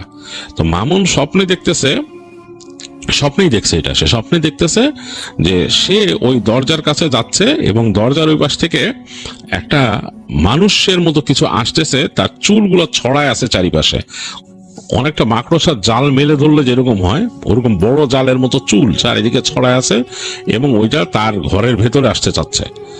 এটা স্বপ্নে দেখছে। তো স্বপ্নে দেখে প্রচন্ড ভয় পেয়েছে, ঘেমে নিয়ে গেছে মামুন। যখন স্বপ্নতে ভাঙছে তার ভয় লাগতেছিল, মানে ঘুম থেকে ওঠার পর টোটালি ভয় লাগতেছিল, কারণ তখনও রাত শেষ হয় নাই, মানে শেষ রাত। তখন সে তাকায়, তার মানে কেন জানি ঘরের মধ্যেই ভয় লাগতেছিল, হার্টবিট বেড়ে গেছিল এরকম। তো যাই হোক, মামুন ওই দিন তার রাত কাটে। তো এরপর থেকে মামুনের এই দুঃস্বপ্নটা প্রায় লাগা শুরু করে, এবং স্বপ্নটা কি ওই তার ওই দরজা ঘিরে, কাঁঠাল গাছ ঘিরে এরকম। এবং তারপরে আরো ভয়ঙ্কর জিনিস শুরু হয় মামুনের সাথে। সেটা হচ্ছে মামুন হঠাৎ করে বুঝতে পারে যে তার রুমের যে অ্যাটাচ বাথরুম, সে বাথরুমে কেউ হাঁটাহাঁটি করে, ভেতর থেকে শব্দ পায় জিনিসপত্র নাড়াচাড়া করার, বালতি নাড়তেছে, হাঁটতেছে, পানির কল ছেড়ে দিচ্ছে আবার বন্ধ করতেছে এরকম। মামুন ভয়ে ভয়ে রাতের বেলা বাথরুমে যাওয়া বন্ধ করে দিল।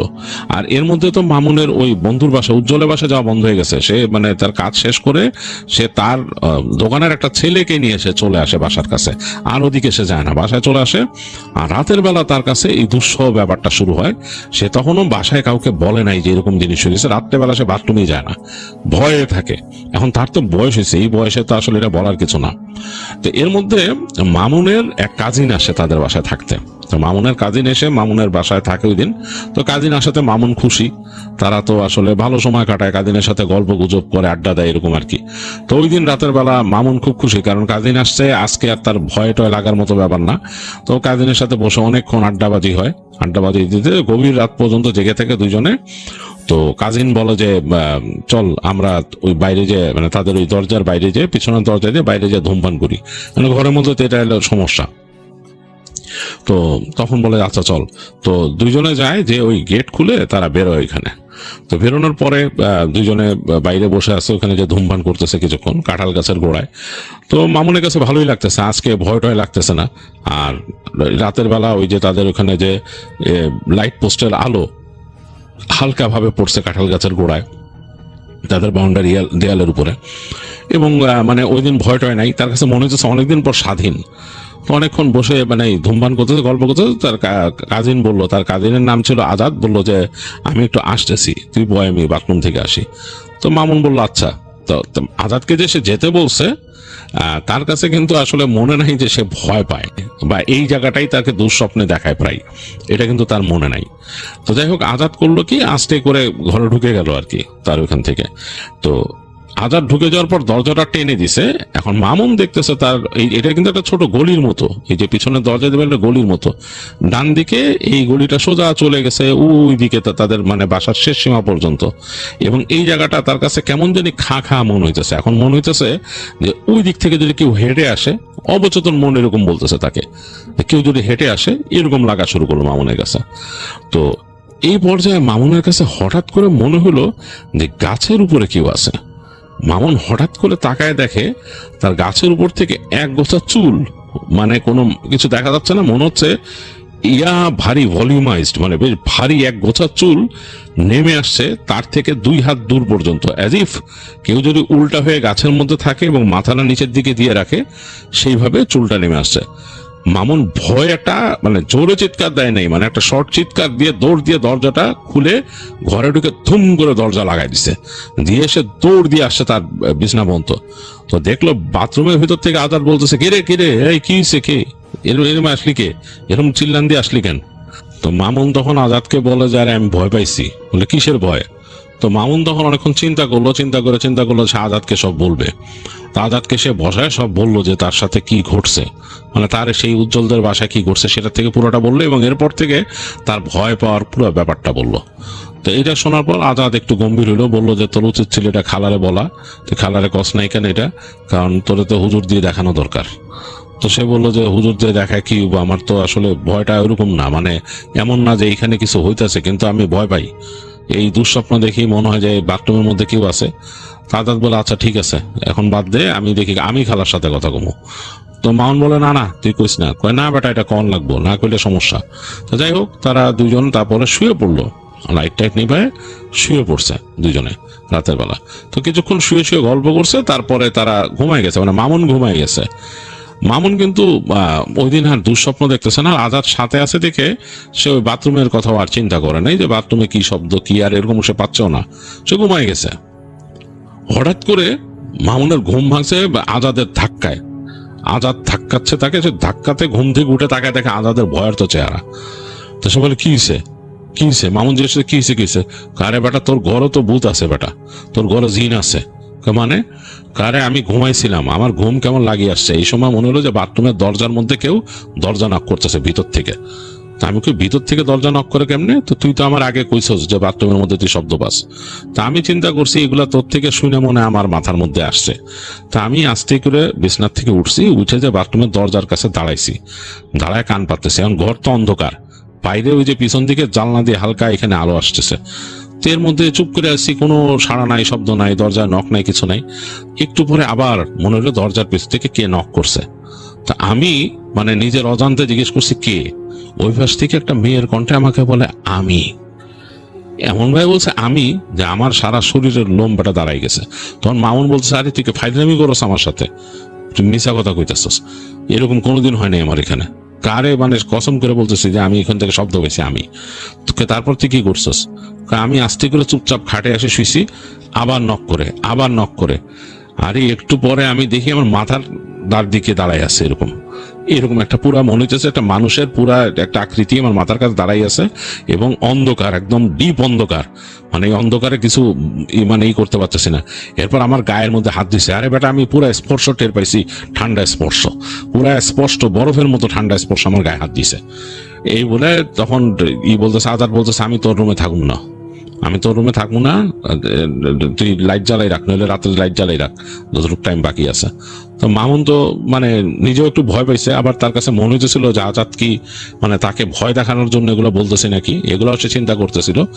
তো যাই হোক, লাইট জ্বালায় রাখে দুইজনই। তো ঠিক আজানের শব্দ হইলো, তখনই আজাদ আবার নামাজ পড়তো। সে তাড়াতাড়ি মামুনের রুম থেকে বেরিয়ে গেছে দরজা খুলে, যে মানে মামুনের আম্মাকে বাসায় রুমে নক করে উঠাইছে। উঠায় তখন মানে মামুনের আম্মা উঠবে নামাজ কালাম পড়তে, তখন বলতেছে যে মামুনের তো এই সমস্যা। মামুন আর আসলে তখন কিছুই বলতে পারে নাই, কারণ সে দেখলো যে আজাদ এগুলো বলবেই, কারণ সে চরম ভয় পাইছে। তো একটু পরে দেখা গেলো যে মামুনের আম্মা আসছে আজাদের সাথে, এসে জিজ্ঞেস করতেছে যে বাবা কি হয়েছিল, মামুনের আম্মা জিজ্ঞেস করে। তো তখন মামুন বলে যে এরকম এরকম ব্যাপার, এই ঘটনা, কিন্তু আমার বলস নাই কেন একদিন। তো শুনলো, শুনে বলে যে আপনারা বললে কি হইতো, আমি তো ওরকম কিছু না, আজকে না আজাদ এরকম শব্দ পাইছে, এই পাইছে, এগুলো তো আমি পাইনি, আমি শুধু বাথরুমের ভিতরে শব্দ পাই, আর আজকে এরকম আমি মনে হচ্ছে গাছের গোড়াই দেখছি এরকম। তো যাই হোক, মামুনের আম্মা নাকি তারপরে উনি খবর দেন, ওনার পরিচিত ওখানে হুজুর ছিলেন, তাকে খবর দেন, বলেন যে মানে রিকোয়েস্ট করেন যে এসে তার ছেলেকে একটু দেখতে। তো হুজুর আসেন, এসে তিনি মামুনকে দেখেন, দোয়া দুরুদ পড়েন, পড়ে বলেন যে মানে কিছুক্ষণ নিজের মতো তিনি ই করেন আর কি, মুরাকাবা করেন। করার পর তিনি বলেন যে ওকে কোন একটা জিন ওর পিছনে লাগছে, কিন্তু আমি তো আসলে এই করি না, এটার জন্য আলাদা হুজুর আছে যারা এই রুকাইয়া এগুলা করে। তো ওরে কোনো জিন ডিস্টার্ব করতেছে, এবং এই জিন তাকে তার বন্ধুর বাসার থেকেই করছে। তো ওকে ওনার সাথে দেখা করার ব্যবস্থা করতেছি, একদিন চলেন ওকে নিয়ে। তো বললো, তো মামুনকে নিয়ে ওর আম্মা আর ওই যে আজাদি আসছিল, তো তারা দুইজন মিলে হুজুরের সাথে গেল একদিন ওই ইসের এখানে, সেই আরেক হুজুরের বাসায় যিনি এগুলা করেন, মানে যে রুকাইয়া করেন। তো যে দেখতেছেন যে হুজুর খুব ছিমছাম থাকেন, ওনার একটা ফ্ল্যাট বড়, এবং সেই ড্রয়িং রুমের মধ্যে নিয়ে বসাইলো তাদেরকে। অনেকক্ষণ পর হুজুর আসলো, এসে মামুনের দিকে এক দৃষ্টিতে তাকায় আছেন। হ্যাঁ, হুজুরকে শুধু বলছিলেন যে যেই হুজুর নিয়ে আসছেন যে একটা পেশেন্ট আছে, ওর একটু সমস্যা এরকম, মানে আর ডিটেলস কিন্তু কিছু বলেন নাই। তো উনি এসে এক দৃষ্টিতে মামুনের দিকে তাকায় আছেন, তাকায় থেকে ওই বসলেন, বসে সরাসরি মামুনের আম্মাকে বললেন যে আপা, আপনার ছেলের উপর তো মানে বদ দৃষ্টি পড়ছে, ওকে শুধু আসর করতে পারতেছে না, আসর করতে পারতেছে না, ওই যে আপনি দোয়া দুরুদ পড়ে ফু দেন, ঘরের মধ্যে আপনারা অনেক ইবাদত বন্দেগী করেন, এর জন্য আসরটা করতে পারতেছে না ওকে, বা আপনাদের দোয়ার জন্য, দোয়ার বরকতে আসরটা করতে পারতেছে না, কিন্তু ওরে আসর করার জন্য বসে আছে, ওকে ফলো করে আসছে, আপনাদের বাসায় চলে আসছে, এটা এখানে এসেই করতেছে এখন। তো যাই হোক, রুকাইয়া করতে হবে, রুকাইয়া করলে তারপর দেখি কি করা যায়। তো মামুনকে রুকাইয়া করা হলো। এর মধ্যে একদিন ঈশার নামাজের পরে বসলেন ওনারা, ঈশার নামাজ পড়ে হুজুর আসলেন, আসার পর ওই দিন নিয়ে আসছিল মামুনের আব্বা আম্মা দুইজনে আসছে, ওই যে তার যে কাজী আজাদ সেও আসছিল। আসার পর মামুনকে রুকাইয়া করা হয়। তো রুকাইয়ার দিন মামুন বলছে যে তার কাছে একেবারে অন্যরকম লাগছে, কারণ হুজুরের ওই ড্রয়িং রুমে বসছে, এবং তারা মোটামুটি ঘর বাড়ি মনে হচ্ছে বেশ পরিষ্কার পরিচ্ছন্ন করছে, সবাইকে বলছে গা বন্ধ করে নিতে, দোয়া পড়ে। হুজুর বলে দিচ্ছে যে এই সূরা পড়ে গা ফু দেন, সবাই পবিত্র অবস্থায় থাকেন। বসে মামুনকে বসাইলো একটা কর্নারে, বসায় তিনি ই করলেন, দোয়া দরুদ পড়া শুরু করলেন। তো মামুনের অনেকক্ষণ মনে আছে যে ঘরটা হালকা আলোকিত করা, তো মানে ডিম লাইট জ্বলতেছিল আর মোমবাতি জ্বালা রাখছিল ঘরের ভিতরে। এর মধ্যে মামুনের মনে আছে যে অনেকক্ষণ তার কাছে সে শুনতেছে হুজুর সূরা পড়তেছে, তারপর তার কাছে মনে হলো সে ঘুমায় গেছে, আর কিছু মনে নাই তার। তো তখন ওই আজাদের কাছ থেকে সে বলে শুনছে যে কি হয়েছিল। হঠাৎ করে নাকি মামুন এরকম উঠে মানে জোরে জোরে কথা বলা শুরু করে, মানে এরকম মাথা তুলে যে এই আমার এটা ডাকছস কেন এখানে, আমার কেন আনছস। তো তখন নাকি জিজ্ঞেস করে মানে হুজুর যে তুই এই ছেলেকে কেন ফলো করতেছস, এর সাথে কেন আইসস এর বাসায়। তখন বলে যে ওখানে ছাদের বেলা আমার সাথে রাত্রেবেলা দেখা করছিল। তোর সাথে রাত্রেবেলা দেখা করছিল মানে ওইখানে আমি থাকি, এবং সেই জিন নাকি বলতেছিল যে সে আসলে সেই মেয়ের আত্মা আর কি, যে ওখানে যে মেয়েটা মারা গেছিল তার আত্মা। তো হুজুর তখন বলে যে এইটা বাজে কথা, আত্মা বলে কেউ এখানে কিছু নাই, আত্মা বারজাকে যায়, আত্মা কখনো এখানে আসে না, আসতে পারে না, তুইও ভালো জানোস, তুই মিথ্যা কথা বলতেছিস, তুই জানোস না। তখন সেই যে হুজুর ছিলেন তখন সে নাকি তাকে দেয়, মানে মানে কঠিন ভাবে জিজ্ঞেস করে দিয়ে, তুই এখন কসম করে বল, তুই যদি ধর্ম নাও মানস, তুই জানোস তোর যে বয়স, তুই জানোস তোর অনেক বয়স না। তখন সে স্বীকার করে হ্যাঁ তার বয়স কত, 1000 সামথিং বছর বয়স। তখন বলে যে তুই তো জানোস, তুই মিথ্যা কথা কেন বললি, তুই এখানে কেমনে আসছিস, কি করছিস। তখন বলে যে আমি এখানে থাকতাম, এই বাড়ি ঘর হওয়ার অনেক আগের থেকে, যখন ওই জায়গায় একদম ডোবা ছিল, ওই ডোবার পাশে আমি থাকতাম। এইখানে পরে এরা জায়গা ভরাট করছে, মানুষই করছে, এইখানে গাছ লাগাইছে, বড় দুইটা গাছ হয়েছে, গাছের ওইখানে আমি থাকতাম। এরপরে এর বাপে মানে তার বন্ধুর বাপ আর কি বলছে বাড়ি বানাইছে, ওই বাড়ির মধ্যে আমি থাকতাম ছাদে, সেইখানে আসি ওই মেয়ে ঘোরাঘুরি করতো, ঘরে ধাক্কাও দিছি আমি, ওই মেয়েটাকে ধাক্কাও দিছে সে। যাই হোক, তারপরে ওই জিনকে বা ওই হুজুর অনেক কঠিন ভাবে শাস্তি দেন, মানে বিভিন্ন তার যে রুকাইয়ার বিভিন্ন নিয়ম আছে সেটা করলে তারা শাস্তি পায়, তাদের গায়ে আগুন ধরে যায়, বিভিন্ন শাস্তি দিচ্ছে। বলছে যে এখানে ছেলে যাবি, এই ছেলের আশেপাশে আর আসবি না। তো মামুনকে কেন এইম করছে, বলছে কেন, ওই যে বলছে যে ঝড়ের রাত তো ওইখানে আসতেছে, ওখানে একা একা আসতো, অন্য কারো সাহস থাকতো না, কেউ নাকি আসতো না ওইখানে, সে আসছে আর এই যখন দাঁড়াইছে। আর মামুনকে সে সহজ সরল পাইছে, তারা নাকি বুঝতে পারে একটা মানুষকে সহজ সরল দেখলে, তাকে চেষ্টা করে গাইড করতে তাদের পছন্দ হয় আর কি। যাই হোক, এবং এই যে জিনটা ছিল এটা একটা মেয়ে বধ জিন আর কি। তো তাকে বলে যে তুই একে ছেড়ে যাবি, তো সে তো যেতে চায় না। তো যাই হোক, উনি হুজুর যে ছিলেন তিনি অনেক কঠিন কঠিন আয়াত করে তাকে শাস্তি দেন, দিয়ে বলে যে তোকে কিন্তু আটকায় ফেলবো। তো সে নাকি চ্যালেঞ্জ করতে থাকে তাকে আটকানো যাবে না। যাই হোক, অনেক করেন, অনেক রকম উনি চেষ্টা করেন, এবং করার পরে শেষ পর্যন্ত সে বাধ্য হয়, সে বলে যে আমি চলে যাব। তো তার কাছ থেকে ওয়ার্ড নেন, বলে যে তুই আমার এখানে কথা দিয়ে যাবি, তুই ওরে কখনো আর ডিস্টার্ব করবি না। অনেক ডিস্টার্ব করছিস এই ছেলেরে, এই ছেলে তোর কোনো ক্ষতি করেনি, তুই আর কোনোদিন ডিস্টার্ব করবি না, তুই কথা দিয়ে যাবি এখানে। আর যদি তোর কথা ভুল হয় আমি তোরে শাস্তি দেবো, কঠিন শাস্তি দেবো। তো তখন সে বলে যে আচ্ছা আমি আর ডিস্টার্ব করুন না, ওর ডিস্টার্ব করুন না, কিন্তু আমি যেই জায়গা দিয়ে আসছি গেছি ওই জায়গার প্রতি আমার একটা লোভ আছে, আমি হঠাৎ হঠাৎ দিক দিয়ে আসবো। তো তখনও হুজুর বলে যে না, তুই জায়গা যাইতে পারবি না, তোর জন্য ওইসব জায়গা হারাম, আপনি বন্ধ করে দেন। হুজুরটা বলে আপনি বন্ধ করে দেন, এবং বলে মজা করে হুজুরের সাথে, কথা যে বলে খুব অবাক কাণ্ড। মামুন কখনো এই ধরনের ভাষায় কথা বলতো না, অনেকটা আঞ্চলিক ভাষায়, বলে আপনি বন্ধ করে দেন, তাই বলে নাকি হাসে। যাই হোক, হুজুর তাকে মানে আবার পড়ে দোয়া দরুদ পড়ে একসময় তাকে বিদায় করে, এবং মামুন নেতায় যায় আর কি। মামুন নেতায় পড়ে যায়, এবং তারপরে মামুনের যখন হুঁশ আসে, মামুনের আর কিছু মনে নাই, আজাদি এগুলা দেখছে, এবং মামুনের বাবা মা তারা দেখছে। তো যাই হোক, পরবর্তীতে হুজুর বলে দেয় মামুনকে যে ওই ছেলেকে কিন্তু মানে ভালো মতন রাখবেন, ও যাতে অজু হালাতে থাকে, নামাজ কালাম পড়ে সব সময়, এবং বলে যে তিনি পোড়া পানি দেন, বলে এই পানিটা সবসময় খাবে, পোড়া পানি খাবে, আসরের সময় নামাজের পরে এই আমলটা করবে, এবং একটা সময় করতে করতে যখন ছেলে বয়স হবে এবং বিয়ে শাদী করবে তখন আর ওর এগুলা আর এই ভয়টা থাকবে না, সমস্যা হবে না। আর আপনাদের বাসায় একদিন আমি যাব, যে দোয়া দরুদ পড়ে ঘরটা বন্ধ করে দিয়ে আসবো, কারণ ওই জিন যেখানে আসা চলা করছে বা যেখানে থাকছে আপনাদের বাসায় এসে, যেখানে মানে আস্তানা গাড়ছিল, সেখানে সে কিন্তু ওখানে আসা যাওয়ার চেষ্টা করবে, এটা তাদের একটা নেচার। এই আবার বলে দেয় যে আপনাদের বাসায় কিন্তু কোনো যদি এমনি ছবি থাকে, টানানো ছবি থাকে, এগুলো সরায় ফেলেন। তো মামুনের বাবা মা বলে কেন, এই ছবিগুলোর প্রতি তারা অনেকটা নিজেরা আকর্ষণ ফিল করে, মানে নিজেদের মধ্যে একটা আকর্ষণ তৈরি হয়। আপনারা জানেন যে ছবির দিকে আপনারা তো দেখেন না, আপনারা দেখেন না, ওই ছবি যখন টানায় রাখেন, ছবির কাছে যে ওরা দেখে, এবং তারা খুব মুগ্ধ হয় ছবি দেখে, ছবি দেখে মুগ্ধ হয়, এবং মাঝে মাঝে তারা চেষ্টা করে ওই ছবির মানুষটা হওয়ার জন্য, এবং চেষ্টা করে ছবির ওখানে ঢুকে যাওয়ার জন্য। ছবির প্রতি তারা কিন্তু অন্যরকম একটা আকর্ষণ ফিল করে, এইটা খুবই অন্যরকম। বলে যে এই জিনিসগুলা আপনারা চেষ্টা করবেন যে এই জিনিসগুলা না রাখতে, বাসায় ছবি যদি রাখতেই হয় ডাইকে রেখেন, মানে ছবি এইভাবে টানায় রেখেন না। আর ছবি থাকলে ফেরেশতা আসে না ঘরে, আপনাদের ঘরে যে রহমতের একটা চান যে ফেরেশতা আসবে, সুবে সাদিকের সময় ফেরেশতারা আসে, হ্যাঁ বাসায়, ওই যে মোরগ দেখবেন যে ডাকে, মোরগ ডাকে, মোরগ মানে ফেরেশতাদেরকে দেখে মোরগ, তখন ডাকে। তো এই জিনিসটা চাইলে আপনি বাসার মধ্যে এগুলো রাখেন না। যদি কোনো জিনিসপত্র থাকে, পুতুল টাইপের ল্যাম্প ট্যাম্প এরকম থাকে, এগুলা সরায় ফেলেন। অনেকের বাসায় থাকে ল্যাম্প থাকে পুতুলের মতো, হ্যাঁ এরকম, ওগুলা সরায় ফেলেন, রাখেন না। বা অনেক শোপিস থাকে, এগুলা সরায় ফেলেন, রাখেন না। মানে আপনি যদি আমাকে ফলো করতে চান, আর আপনি যদি মনে করেন যে আমার দ্বারা বা আপনার উপকার হয়েছে, তাহলে আপনি এগুলো শুনেন, এগুলা করেন না। তো মামুনের বাবা মা বলে যে ঠিক আছে আমরা করবো, এরকম তারা চিন্তা করে কি কি আছে তাদের বাসায়, মনে করে আচ্ছা আমরা সরাই ফেলবো, অসুবিধা নেই, আর ছবি থাকলে ঢেকে রাখবো বা সরাই ফেলবো, নামায় ফেলবো, বলে এইটা। আর ছেলেকে এইভাবে ফলো করতে বলেন, এই আর কি।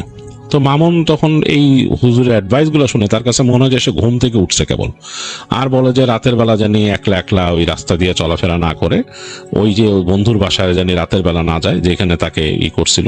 কেন ওই যে বললাম না আপনার বাসায় তো আমি বন্ধ করবো, তার বন্ধুর বাসা তো বন্ধ করা হয় নাই, ওইটাই তো ছিল তার পুরানো আস্তানা। তো ওইখানে ওই ছাদের মধ্যে জানি না উঠে, মামুনের কথা বলে দেয়, ও জানি ওখানে না উঠে। আর তো মামুনের বাবা মা খুব স্ট্রিক্ট হয়ে যায় মামুনের উপরে। মামুনের মা মেকশিওর করে যে সে বাসায় ঠিক মতো তার প্র্যাকটিস গুলা করে, নামাজ কালাম গুলা পড়ে, বিশেষ করে আসরের নামাজের পর যাতে তাকে তার মা এসে ধরে তাকে বলে যে পড়া পানি খা। আর এই বাসার থেকে ওনাদের এই টুকিটাকি ছবি টবিগুলো ওনারা যেগুলা মানে একদম রাখতে হবে সেগুলোকে ঢেকে রাখেন, যেগুলা নামায় ফেলান। কোন রকমের শোপিস যেখানে নাকি এরকম মূর্তির মতো আছে সেগুলো রাখেন না। আস্তে আস্তে মামুনের এই সমস্যাগুলো, মামুন নাকি রাতে ভয় পাইতো, তারপরও ওই যে বাথরুমে শব্দ হতো, বাথরুমের টুংটাং শব্দ সে মনে হইতো, মানে তার অবচেতন মনেও পেত। আর আজাদ তো মামুনদের বাসা থাকেই নাই রাতের বেলা ভয়ে, তো মামুনে ভয় পেত। তারপর আস্তে ধীরে সময় পার হয়, তো 2024 সালে মামুন বিয়ে করে। বিয়ের পর থেকে নাকি মামুনের একেবারেই মানে ভয়টা একদম কমে গেছে, মানে ওইরকম আর নাই যেরকম আগে ছিল। আর সে তো প্রথমেই বলছে যে তার মধ্যে ভয় জিনিসটা ঢুকছে। মামুন লিখছেন যে আমাকে যে ভয়ের ব্যাপারগুলো, বাবু ভাই, যে অনেকে বলেন যে ভয় পায় না, মানে ভয় যদি কারো জীবনে কিছু ঘটে, কোনো ঘটনা যদি ঘটে, যে এই ধরনের এক্সপিরিয়েন্সের মধ্যে দিয়ে গেছে, সেই বুঝবে ভয় আসলে কি। যেমন সে বুঝছে, বলে যে যার জীবনে ঘটে না সে বুঝবে না। শুধু বসে বললেই হয় না যে আমি ভয় পাই না বা ভয়ের ব্যাপার লাগতেছে না, ভয় লাগতেছে না, ভয় আসলে এরকম না। হ্যাঁ, জিনিসটা এরকম। তো যাই হোক, এই ছিল মামুনের ঘটনা।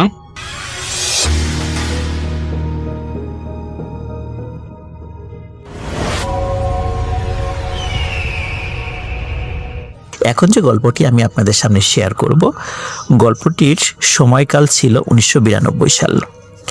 যিনি এই গল্পটি আমাকে বলেছেন তার নাম মোহাম্মদ আলী, তার বাড়ি তাহিরপুরে। উনি পাথরের ব্যবসার সাথে জড়িত আছেন দীর্ঘ সময় ধরে। ওনার জানা মতে 1992 সালের দিকে একটি অদ্ভুত ঘটনা ঘটেছিল। ঘটনাটির স্থান হাত্তিরগাতা নামক একটা জায়গা। এই হাত্তিরগাতা এমন একটি জায়গা, এই জায়গাটি যখন একদম শুষ্ক মৌসুম থাকে তখনও পানি থাকে এবং এখানকার পানি কখনো শুকায় না। 1992 সালের ওই একটা দিনে, ঠিক কোন মাস বা কোন মানে দিন এটি আমাকে ঠিক বলতে পারেন নাই, তবে এতটুকু বলতে পারেন সেটা ভরা বর্ষার সময় ছিল। মানে টাঙ্গুয়ার হাওরে পানি থই থই করছিল। মেঘালয়ের সাইড দিয়ে ইন্ডিয়া থেকে আসা পাথরগুলো এবং স্থানীয়ভাবেই সংগ্রহিত পাথরগুলো কার্গোতে বোঝাই করে বাংলাদেশের বিভিন্ন প্রান্তে নিয়ে যাওয়া হয় এবং সেটা এখনও নিয়ে যাওয়া হয়। 2000 সালে যখন টাঙ্গুয়ার হাওর রামসার সাইনভুক্ত হয়, তার আগ পর্যন্ত টাঙ্গুয়ার হাওরের ভেতর দিয়ে কার্গো এবং বিভিন্ন ধরনের নৌযান চলাচল করত। 2000 সালের পর থেকে টাঙ্গুয়ার হাওর সংরক্ষণের উদ্যোগ নেওয়ার ফলে তার মধ্য দিয়ে বিভিন্ন ধরনের নৌযান, মানে মালামাল বোঝাই নৌযানগুলো চলাচল সংরক্ষিত করে দেওয়া হয়। প্রিয় লিসেনার্স, এমনই একটি ঘটনা আপনাদের সামনে শোনাবো, যেটি শুনে আসলে আমিও মুগ্ধ হয়েছিলাম, অভিভূত হয়েছিলাম।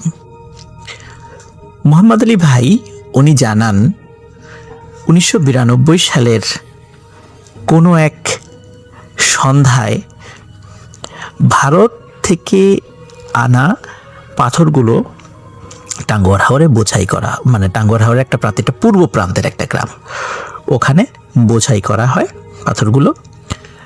যখন লোড হয়ে যায় তখন কার্গোটি সিলেটের সুরমা নদীতে ওঠার জন্য টাঙ্গুয়ার হাওরের ভেতর দিয়ে চলতে থাকে। যেহেতু বর্ষাকাল ছিল, খুব শর্টকাট ওয়েতেই সুরমা নদীতে চলে যাওয়া যেত, এই জন্যই টাঙ্গুয়ার হাওরের ভেতর দিয়ে যাওয়া শুরু করলো। কিন্তু কার্গোটিকে একটু গভীর জায়গা দিয়ে যেতে হবে, কারণ আমরা জানি কার্গোতে যখন মালামাল লোড করা হয় তখন কার্গোটি একদম ডুবে যাওয়া ভাব হয়। তো কম বা অগভীর জায়গা দিয়ে গেলে মাটির সাথে ধাক্কা লাগতে পারে বা আটকে যেতে পারে, এই জন্য বেশ গভীর জায়গা দিয়ে যেতে হবে। এই জন্য ওই সময় যিনি মানে চালাবেন আর কি, কার্গোটি চালাবেন, যিনি মাস্টার ছিলেন, তখন ওই মাস্টার সিদ্ধান্ত নেন যে উনি হাতিরগাতা ওই জায়গাটা হয়ে যাবেন। স্থানীয় কয়েকজন লোক যারা ওই কার্গোতে চাকরি করত, তারা বলল, না, হাতিরগাতা আসলে রাতের বেলা এই দিক দিয়ে যাওয়াটা ঠিক হবে না, জায়গাটা ভালো না। কিন্তু কার্গোর যিনি মাস্টার উনি বললেন, যে না, এটা কোনো বিষয় না, আমরা কতজন আছি, এরকম তো কোনো ঘটনা তো আমি কখনো শুনি নাই যে কোনো সমস্যা হয়, সুতরাং আমরা এদিক দিয়েই যাব। আর তাছাড়া আমাদের কার্গোটা বড় এবং উঁচু, এই জায়গাটা গভীরতা বেশি, এদিক দিয়ে যাওয়াটা আমাদের জন্য ঠিক হবে, অন্য জায়গা দিয়ে গেলে কার্গোটা আটকে যেতে পারে। যাই হোক, তারা ওই দিক দিয়ে যাওয়া শুরু করে।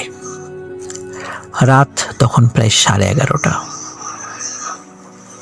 হঠাৎ কার্গোর ইঞ্জিন বন্ধ হয়ে যায়।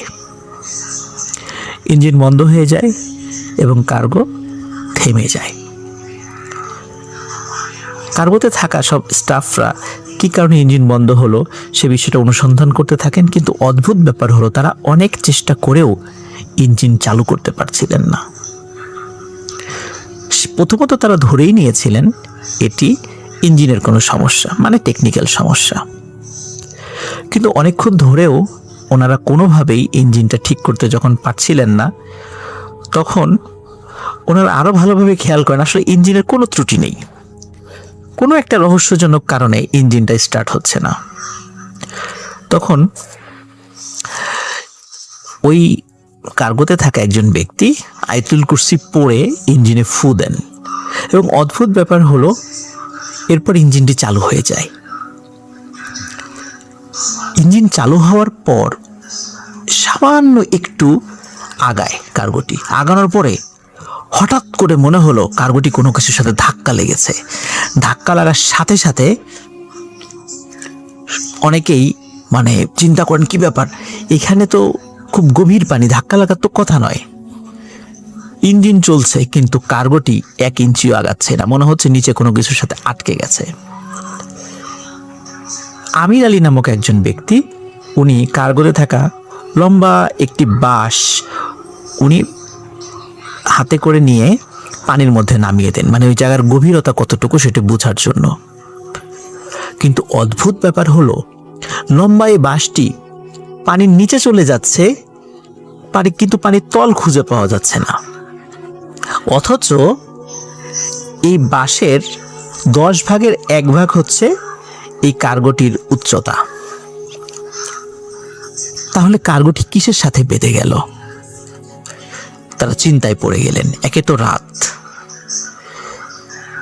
দিনের বেলা হলেও সূর্যের আলো পানির নিচে গেলে কিছুটা বোঝা যায় যে কি হয়েছে, কিন্তু রাতের বেলা ওরা বুঝবেন কিভাবে?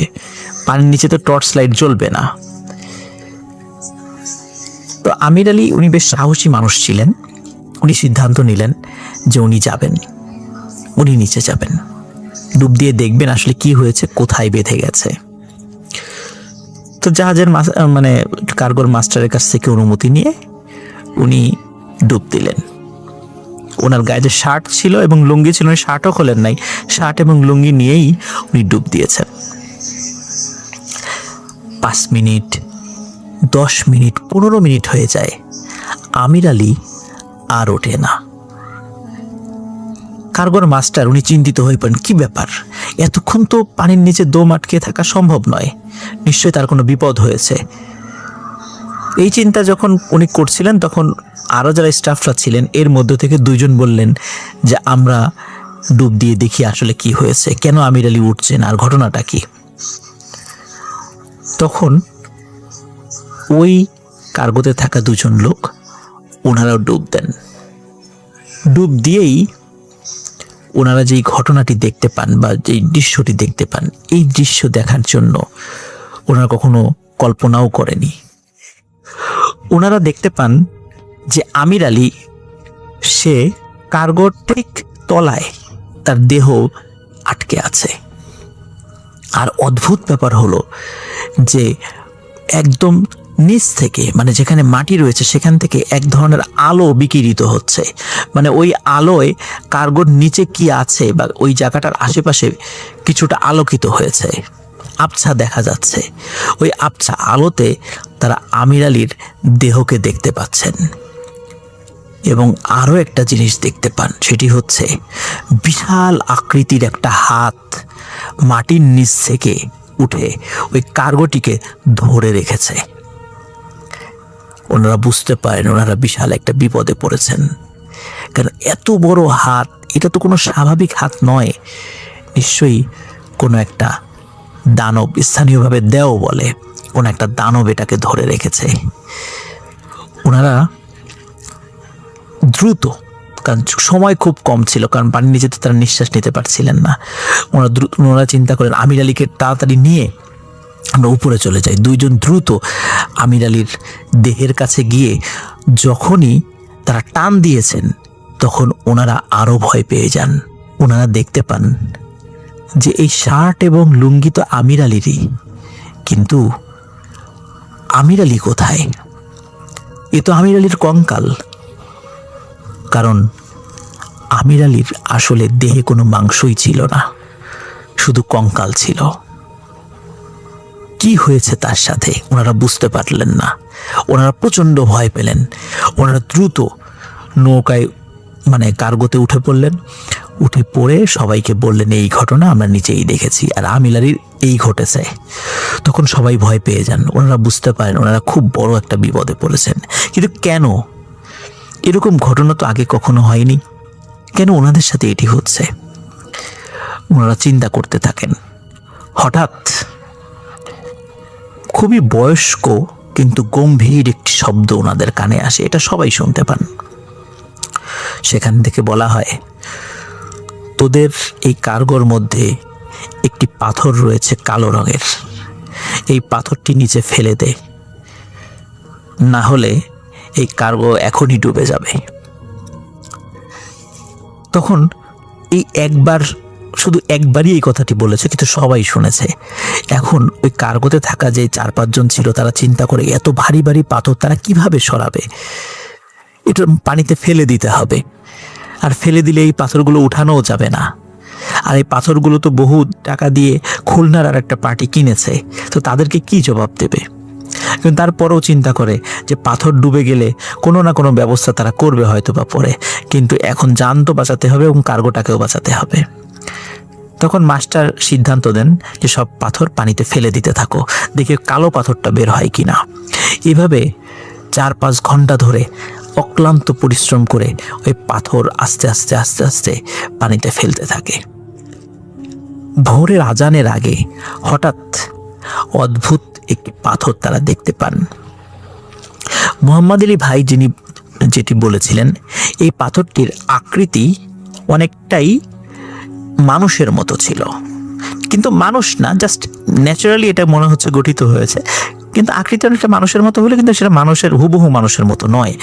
খুবই কুচকুচে কালো, অস্বাভাবিক রকমের কালো একটি পাথর, এত কালো যে ওর উপরে আলো পড়ার সাথে সাথে আলোটা রিফ্লেক্ট হচ্ছে, এত কালো, কাচের মতো একটি পাথর।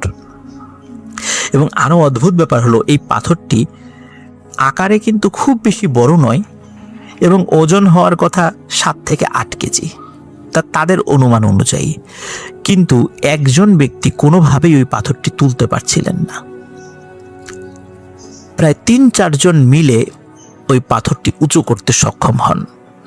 কিন্তু অদ্ভুত ব্যাপার হলো যখনই তারা পাথরটি ধরেছে তাদের শরীরে অদ্ভুত এক ধরনের শিহরণ অনুভূত হয়েছে। মনে হচ্ছে যে তাদের শরীরে হালকা বিদ্যুতের ঝলক খেলে যাচ্ছে, হালকা বৈদ্যুতিক শক খেলে যেমন অনুভূত হয় ঠিক তেমনটা। কিন্তু তারপরেও 3-4 জন মিলে দ্রুত ওই পাথরটি যখনই পানিতে ফেলে দেয় তখন হঠাৎ করে কার্গোতে একটি ঝাঁকি অনুভূত হয়।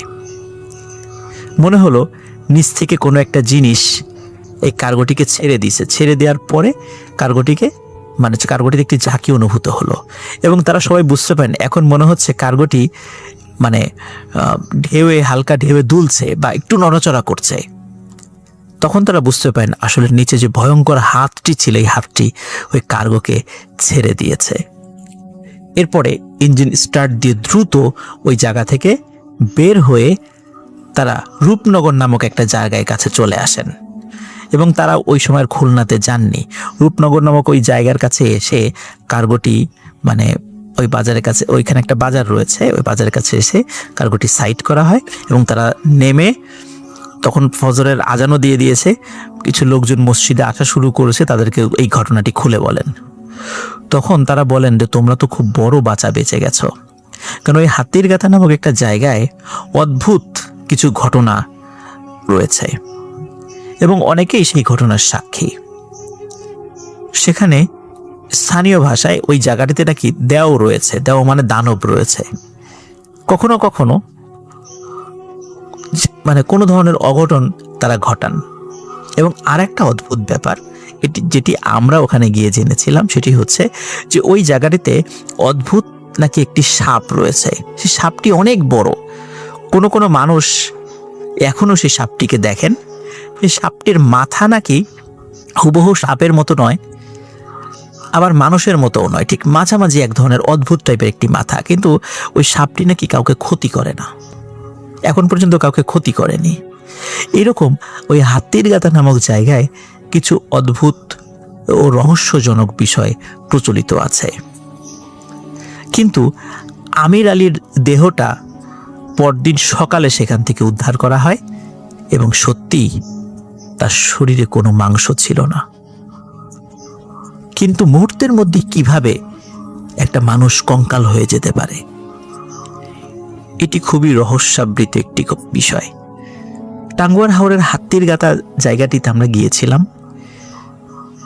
অনেক গভীর। প্রিয় লিসেনার্স, আপনারাও চাইলে সেই জায়গাটিতে যেতে পারেন। কিন্তু একটি কথা বলে রাখি, প্রত্যেকটি ঘটনা সংগ্রহ করতে আমাদের অনেক কষ্ট করতে হয়েছে। কারণ হচ্ছে স্থানীয়ভাবে কেউ কোনো ঘটনা বলতে চায় না, অনেক রিকোয়েস্ট করে তাদের মুখ থেকে ঘটনাটা বের করতে হয়েছে।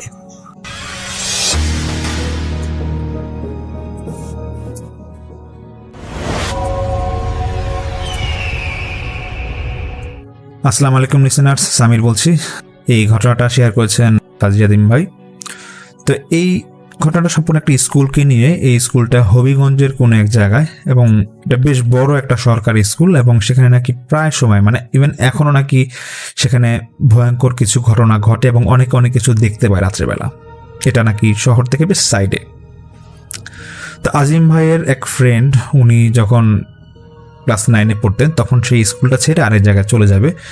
তো স্কুলের শেষের দিন ওনার যখন বিদায়বেলা উনি সবার সাথে হাই হইলা করে যখন চলে যাবেন, তখন এখানে একটা সিকিউরিটি গার্ড ছিল, এক চাচা। সেই চাচা নাকি অনেক বয়স ছিল এবং উনি অনেক পুরানো একজন সিকিউরিটি গার্ড ছিলেন।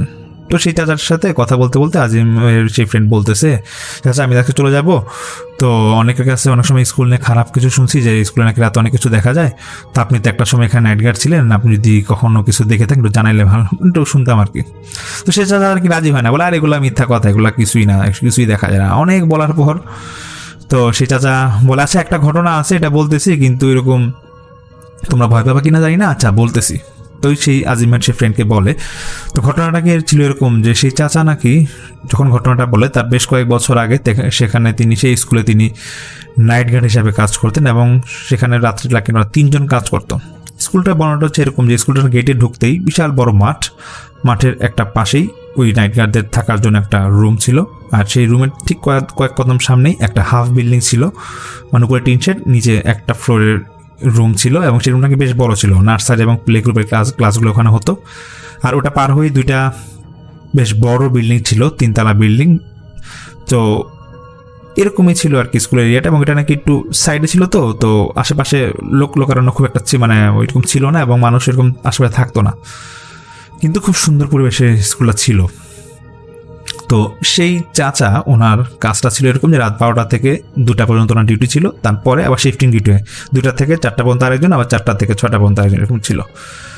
তো চাচা নাকি রাত্রে এরকম ওনাদের এরকম অভ্যাস ছিল এরকম যে প্রতি রাতেই ওনাকে প্রতিটা স্কুলের রুম উনি চেক করতো যে তালা মারা আছে কিনা, সবগুলো জানালা লাগানো আছে কিনা, সব চেক করতো। কারণ ওনাদের একটা গ্রুপ ছিল সকালে জানালা এবং তালা লাগা যেত এবং ওনারা চাচারা এই কাজটাই করতো। বিশেষ করে এই কাজগুলো করতো যখন কোনো পরীক্ষা হবে, পরীক্ষার আগের দিন। তো যাই হোক, সেই চাচা একদিন নাকি উনি ওই বড় বিল্ডিং উনি যায়, তো উনি গিয়ে 1তলা চেক করতেছে, সব ঠিক, 2তলা চেক করতেছে, তাও ঠিক, 3তলা তো ছাদ। তো উনি যখন ওনার ডিউটি শেষ করে রাত্রে 1:30 কি 2:টার দিকে যখন নিচে নামে, তিনি হঠাৎ করে নিচে নামার পর উনি ফিল করতেছিল যেন পিছে কিছু একটা দেখতেছে। উনি হঠাৎ করে ঘুরতেই দেখে 3তলায় ছাদের মধ্যে কেউ একজন দাঁড়ায় আছে এবং অনেক ভয়ঙ্কর, মানে একটু লম্বা আকৃতি এরকম দাঁড়ায় আছে। মানুষটা যে এরকম লম্বা আকৃতি হয় তার থেকে বেশ লম্বা এরকম দাঁড়ায় আছে। এটা দেখার পর চাচা ভাবে যে হয়তো ওনার বয়স হয়ে গেছে, চোখের ভুল। উনি আবার টর্চ মারতেছিল, তো টর্চ মারার পর দেখতেছে কিছুই দেখা যায় না। উনি নাকি বিল্ডিংয়ের ঠিক নিচে বরাবর কাছাকাছি যখন আসে আবার দেখতেছে দেখে যে স্পষ্ট কিছু একজন দাঁড়ায় আছে, কিন্তু এটার চেহারাও দেখা যাচ্ছে না, কিছুই দেখা যাচ্ছে না। চাচা ভাবে যে হয়তো উনি চোখের ভুল, বা আবারও উনি নিজের মনে করে যে হয়তো অন্যমনস্ক আছে, যেন কিছু ভুল দেখতেছে। তো উনি আবার ওনার রুমে এসে পড়ে। এরকম টানা কয়েকদিন উনি সেম জিনিস দেখতেছে। তখন নাকি তিনি সেখানে নতুন নাইট গার্ড হিসাবে কাজ শুরু করে আর কি। তো এরকম যখন দেখতেছে কয়েকদিন দেখার পরে ঠিক সেম জায়গায় এরকম দেখতেছে, উনি নিজের থেকেই ফিল করতেছে হয়তো ওনার ভুল, আবার উনি আবার ভাবতেছে না আমি তো ভুল করার কথা না।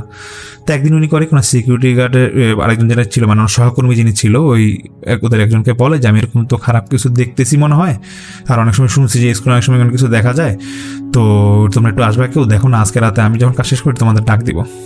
তো এরকম এক সহকর্মী যায়, সহকর্মী গিয়ে এরকম দেখে ঠিক সেম জিনিস সেই রাত্রেবেলা। এবং চাচা বলে যে উনি নাকি যখন ওই ডিউটিতে ঢুকতো তখন, মানে ওই বিল্ডিংয়ে ঢুকতো তখন নাকি উনি দেখতো না, যখন নামতো তখন এই জিনিসগুলো দেখতো। তখন সেই সহকর্মী চাচাকে বলছে, চাচা উপরে তো কি জানি দেখা যায়, ঠিক আছে টর্চ মারলাম কিছু, আবার দেখা যায় টর্চ মারলে, থাক চাচা এটা ভয় পাওয়ার কিছু নাই, আমরা নাইট গার্ড হিসেবে কাজ করি, আমাদের কাজই তো এটা, ভয় পেলে তো আমরা কাজ করতে পারবো না, পরিবার খাওয়াইতে পারবো না। আপনি দেখছেন আপনার তো কোনো ক্ষতি করতেছে না, আপনি আপনার কাজ শেষ করে আবার এসে পড়েন। তো সেই চাচা তো এরকম দু একবার দেখার পর তুমি ওনার রুমে এসে পড়ে, ওনার রাতে এখানে থাকে, আর উনি খুব একটা মানে কাউরে কিছু বলেও না, স্কুলে কাউকে কিছু বলে না, কারণ কথা হচ্ছে নিজের মধ্যে ওনারা তিনজনের মধ্যে কথাটা রাখছিল, মানে তিনজন যে সিকিউরিটি গার্ড ছিল। তো একদিন ওই ওনাদের রুমের পাশে যেই হাফ বিল্ডিং ঘরটা যে ছিল স্কুলের, সেখানে হয়তো বা পরের দিন পরীক্ষা ছিল, পরীক্ষা হবে, তো তখন সেই চাচার আগের দিন রাত্রেবেলা দেখতেছিল যে রুমের সব কিছু ঠিক আছে নাকি। তো আমি আগে বলছিলাম যে ওই স্কুলে নাকি সিস্টেম ছিল এরকম যে প্রতিদিন বিকেলে জানালা এবং দরজা সবাই লাগাই যেত, তালা মেরে যেত, এবং জানালাটা নাকি সবাই হুক লাগাই যেত, মানে একবার ভিতরে আটকায় রাখতো। চাচা দেখতেছে হঠাৎ করে সেই রুমের সামনে যেতে, হাফ বিল্ডিং সেই রুমের সামনে যেতে দেখতেছে যে রুমের জানালা একটা খোলা। তো উনি এটা দেখার পর কিছুটা ভয় পেয়ে যায়, উনি ভাবে যে কী ব্যাপার এত রাতে এখানে জানলা খোলা। উনি আবার মনে মনে ভাবতেছিল যে অনেক সময় এখানে ছেলেপেলেরা নকল করে, এরা কি আবার জানলা খুলে গেল নাকি। তো উনি ভিতরের দিকে তাকায় দেখে যে কেউ আছে নাকি। উনি দেখে শেষের বেঞ্চে ঠিক সেদিন যেরকম কিছু একটা দেখছিল সেরকম একটা কিছু দাঁড়ায় আছে, এবং দাঁড়ানোর পর সে বেঞ্চের মধ্যে বসে যায়। চাচা দেখার পর অনেক ডাকাডাকি করে বলতেছে আপনি কে, ভিতরে কে দাঁড়ায় আছেন, অনেকক্ষণ ডাকাডাকি করে। চাচা নাকি সেদিন টর্চ মারতে যাবে, সে চাচা বলে যে রুম থেকে বের হওয়ার পর টর্চটা অন হয়েছিল, যখন রুমের দিকে ওই রুমটায় ভিতরে টর্চ মারতে যাবে তখন টর্চ আর কাজ করে না। উনি ডাকতেছে কিছুই আসে না, দেখেও না, ঠিক পিছের সিটে এরকম। তুমি ভাবতেছে যে আমি এক কাজ করি, ভিতরে আমার রুম থেকে চাবিটা নিয়ে আসি, যেহেতু আমার রুমের পাশে, আমাদের সাহস ছিল যেহেতু আমার রুমের পাশে কি আছে এটা আজকে আমি দেখেই ছাড়বো। তখন চাচা নাকি যখন ডাকছিল দেখতেছে, আবার যখন ডাকে তখন সেই জিনিসটা নাকি চাচার দিকে ঘুরে তাকা দিই, চাচা দেখতেছে একটা চোখে আলো, মানে চোখটা জল জল করতেছে। তো এটা দেখার পর চাচা বলে যারা তুই দাঁড়া আমি আসতেছি, মানে হিটাকে বলতেছিল তুই দাঁড়া আমি আসতেছি। চাচা নাকি তার রুমে তাড়াতাড়ি আসে, তার সহকর্মী যিনি ছিল তাকে বলে যে এরকম রুমের মধ্যে দেখছি তাড়াতাড়ি তোরা আয়।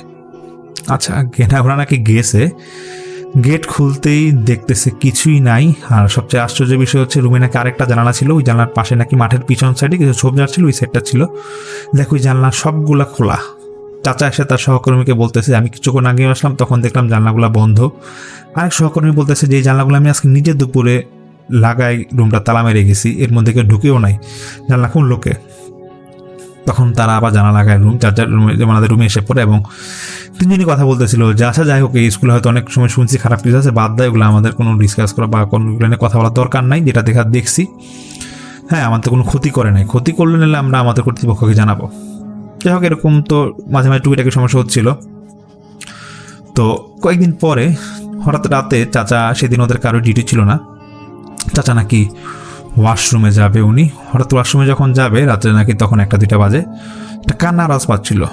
কান্নার আওয়াজটা এমন ছিল যে ওই যে রাতে অনেক সময় বিড়াল ঝগড়া করলো, অনেক সময় করুণ সুরে যেরকম আওয়াজ করে না, অনেক সময় মনে হয় যে মানুষের বাচ্চা কাঁদতেছে, এরকম একটা আওয়াজ। চাচা তো মনে করছে বিড়ালের আওয়াজ হবে। উনি ওয়াশরুমে যায়, ওয়াশরুমটা ছিল নাকি স্কুলের যে বড় বিল্ডিং ছিল, বড় বিল্ডিং ঠিক সামনে। তো উনি ওয়াশরুমে যায়, ওয়াশরুম যখন বের হয়, ওয়াশরুম থেকে বের হয়ে দেখতেছে কান্নার আওয়াজটা আরও বিকটভাবে বাড়তেছে। তুমি ভাবে যে আচ্ছা ঠিক আছে, যেহেতু হাতে টর্চ আছে গিয়ে দেখি কোথা থেকে কান্নার আওয়াজ আসতেছে। তো সেই চাচা নাকি আশেপাশে ঘুরতেছে। তো ঘুরতে ঘুরতে উনি নাকি ঠিক সিঁড়ির সামনে গিয়ে, মানে স্কুলের মধ্যবর্তী স্থানে সিঁড়িটা ছিল, সিঁড়ির সামনে যায়, উনি দেখতেছে দোতলার থেকে সাউন্ডটা আসতেছে। উনি সিঁড়ি দিয়ে দোতলায় উঠে এবং ডান দিকে বেশ লম্বা করিডোর, বাম দিকেও বেশ লম্বা করিডোর, আর দুই সাইডে শেষ কর্নারে ওয়াশরুম। চাচা ডান দিকে তাকাতেই দেখে যে ওয়াশরুমের ঠিক কাছাকাছি কেউ একজন, সেই যে ওইরকম দেখছিল ছাদে এবং সেই রুমে এরকম দাঁড়ায় আছে এবং ওনাকে দেখে বসে গেছে। এবং চাচা নাকি আজকে মানে উনি নাকি সেদিন খুব সাহস নিয়ে বলতেছিল যে আমি আজকে দেখেই ছাড়বো এটা কি। উনি নাকি কাছাকাছি যায় খুব চিৎকার করতেছিল, তুই কে, তুই দাঁড়া, আমি আসতেছি। টর্চ জ্বালায় জ্বালায় যখন চাচা যাচ্ছিল, হঠাৎ করে ওইটা যখন কাছাকাছি আসবে দেখুন আর টর্চটার আলো কমে গেছে এবং সেটা নাকি সেদিনের মতো আবার তাকাচ্ছে চাচার দিকে। এবং চাচা নাকি স্পষ্ট দেখে মানুষ অ্যাক্সিডেন্ট করলে মানুষের চেহারা যেমন বিকৃত হয়ে যায় সেরকম একটা বিকৃত চেহারা, এবং চোখটা খুব জল করছে এবং এটা একটা কালো কালার একটা চাদর পরা, মানে উনি অন্ধকার এটা দেখছিল। এবং এটা উনি দেখার সঙ্গে সঙ্গে চিৎকার করে নাকি স্কুলের দোতলা থেকে নিচের দিকে নেমে যায় এবং উনি নাকি পা পিছলে পড়ে উনি খুব ব্যথা পায়। এমন সময় ওনার সেন্স নাকি থাকে না, ওনার সহকর্মী যারা ছিল ওনারা নাকি এরকম চিৎকার শুনে চাচাকে এসে নিয়ে যায়। চাচা সেন্স আসে ঠিক ফজরের সময়, তখন চাচাকে জিজ্ঞেস করে চাচা কী সমস্যা হয়েছে, বলতেছে আমি এরকম এরকম দেখছি, আমার খুব ভয় লাগতেছিল। তো সিকিউরিটি গার্ড যারা বাকি যারা ছিল সহকর্মী যারা ছিল তারা বলতেছে চাচা দেখেন এই স্কুলের সমস্যা আছে আমরা জানি, এবং এটা যে রেগুলার হচ্ছে এখন এটা আমরা এখন বুঝতেছি। এখন আমরা যেহেতু আমাদের পরিবার বাঁচাইতে হবে, পেট বাঁচাইতে হবে, আমাদের কাজ করতে হবে, কিছু করেন না, এগুলো ভয় পাইলে হবে না। আর আপনি এগুলো কেন দেখতে গেছেন, যেটা আছে ওটা নিয়ে আপনি চিন্তা করা লাগবে না। তো তখন নাকি চাচার টানা কয়েকদিন জ্বর, আর সেই চাচা নাকি বেশ নাম করা একজন সিকিউরিটি গার্ড ছিল সেই স্কুলের, ওনার নাকি সচরাচর ছুটি নিতেন না, যেহেতু ওনার জ্বর ছুটি লাগছে নেওয়া। তো তখন নাকি অন্যান্য টিচার বা যারা কর্তৃপক্ষ ছিল তারা বলতেছে কী সমস্যা ছিল, এতদিন ছুটিতে কোনো অসুস্থ হয়ে গেল নাকি। তখন বাকি যে সহকর্মী ছিল দুজন, ওরা বলতে বাধ্য হয় যে হ্যাঁ চাচা এই জিনিসগুলো দেখছে, তো যদি সম্ভব হয় চাচাকে দিনের বেলা ডিউটি দেন। তখন ওনারা কর্তৃপক্ষ বলে যে আসলে তো আমরা যারা পুরান যারা ছিল কর্তৃপক্ষ তারা বলে যে হ্যাঁ আমরা শুনছি স্কুলটা অনেক সময় অনেক কিছু দেখা যায়, এগুলো তো গবেষণা করার দরকার নাই, যেটা আবার হয়েছে ঠিক আছে চাচা আমরা দিনে ডিউটি দিচ্ছি। তো সে চাচা বলে তারপর থেকে তিনি দিনে ডিউটি করেন, রাতে আর করেন না। তবে এটা সত্য যে এখনও নাকি সেই স্কুলে অনেক সময় অনেক কিছু দেখা যায় রাত্রেবেলা, আর এটাই আমাকে সেই আজিম ভাই সেটা ঘটনা শেয়ার করে, এবং আজিম ভাইকে অনেক ধন্যবাদ এরকম একটা ঘটনা শেয়ার করার জন্য। আর আশা করছি আপনার ঘটনা ভালো লাগবে।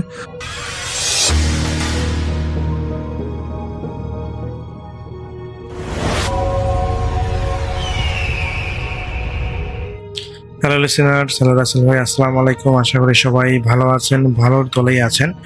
আমার নাম রিপন, আমি লালমেট থেকে বলতেছি। আজকে যে ঘটনাটা শেয়ার করব এটা রংপুর বিভাগের কুড়িগ্রাম জেলার নাগেশ্বরী উপজেলার একটি প্রত্যন্ত গ্রামের ঘটনা। তো ঘটনাটা যিনি আমাকে পাঠিয়েছেন তার নাম হচ্ছে আরিফ, তার বাড়ি হচ্ছে কুড়িগ্রামে। তো তার পরিচিত একজনের কাছ থেকে তিনি ঘটনাটা শুনেছেন, তো সেই ঘটনাটা আজকে আমি আপনার মাঝে শেয়ার করব। তো ঘটনাটার সময়কাল ছিল 1997 সালে, সে সময় শীতকাল ছিল। তো সে সময় গ্রামে একটা যুবক বসবাস করতেন। তো সেই যুবকের নাম হচ্ছে রাকিব। আরিফ আমাকে জানিয়েছে যে ঘটনাটা তার নাম হচ্ছে রাকিব। তো ঘটনার সময় সেই রাকিবের বয়স নাকি ছিল 23 বছর। রাকিবের বাড়ি থেকে প্রায় 3 কিলোমিটার দূরে একটা পুরনো বাজার ছিল। তো দিনের বেলায় সেখানে বেশ ভিড় থাকলেও সন্ধ্যার পর বাজারটি একেবারেই ফাঁকা হয়ে যায়। যেহেতু এটা হলো 1997-98 সালের ঘটনা, এখনকার সময় আর সে সময়কার সময়ের পার্থক্য খুবই। এখন যেরকম আমরা বাজারে রাত 12টা-1টা পর্যন্ত থাকি, কিন্তু সেই সময় গ্রামের 7-8টা বাজলেই একদম পুরো বাজার যেন লোকের লোকারণ্য, বাজারটা যেন শ্মশান হয়ে যায়, এতটা মানুষ কমে যায়। তো বাজারটার নাম ছিল হচ্ছে মাঝের হাট বাজার। বাজারে ছিল পুরনো কয়েকটি টিনের দোকান এবং কয়েকটি চায়ের দোকান, মুদির দোকান, বেশ পরিচিত একটা দোকান, মানে বাজার। দেখা যায় যে অনেক দূর দূরান্ত থেকে মানুষ সেই বাজারে যায়। তো গ্রামের মানুষ আসলে বলে যে রাত 12টার পর নাকি ওই বাজারে দোকানপাট অটোমেটিক সব খুলে যায়, এবং সেখানে যে মানুষগুলোকে দেখতে পাওয়া যায় সেগুলো কোনো সাধারণ মানুষ নয়। তো এগুলো আসলে অনেকেই মুখে মুখে প্রচলিত, যদিও বা আসলে দেখা যায় দূর দূরান্ত থেকে কেউ সেই বাজারে রাত 2টা-3টা বা হচ্ছে 12টা বা 11টা এই সময় যাওয়া কখনোই সম্ভব না। মানুষ আসলে দেখা যায় যে ওই বিশেষ করে রাত 8টা-9টা হলেই সমস্ত দোকানপাট বন্ধ হয়ে যায় এবং যে যার বাড়িতে চলে যায়। তো কিন্তু একদিন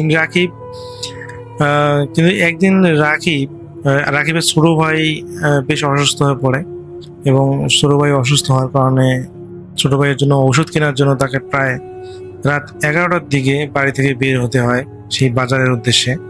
তো সে একটা হাতে একটা হারিকেন নিয়েছিল। তো শীতের কুয়াশার রাস্তায় রাস্তা দেখা যাচ্ছিল না, এতটাই কুয়াশা পড়তেছিল সেদিন।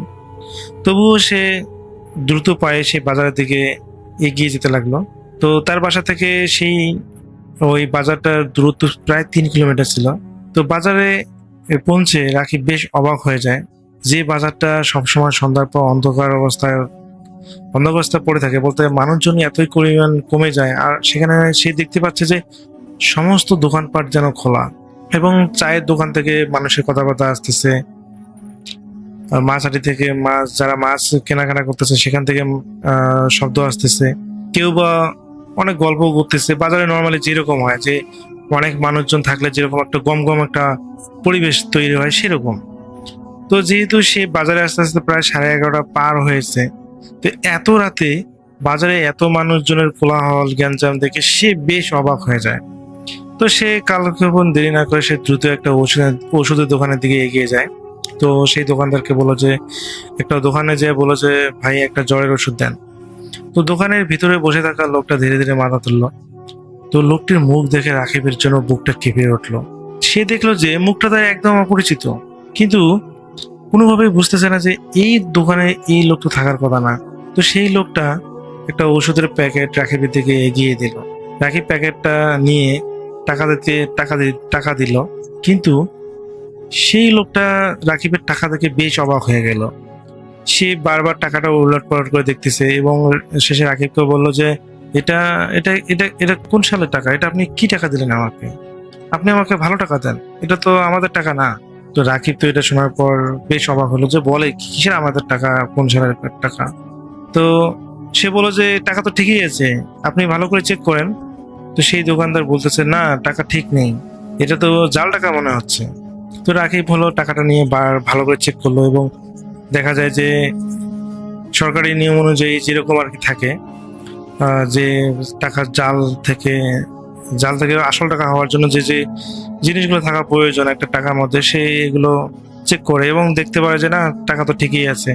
এবং সেই লোককে বলে যে আরে আপনি কি পাগল হয়েছেন, টাকা তো ঠিকই আছে।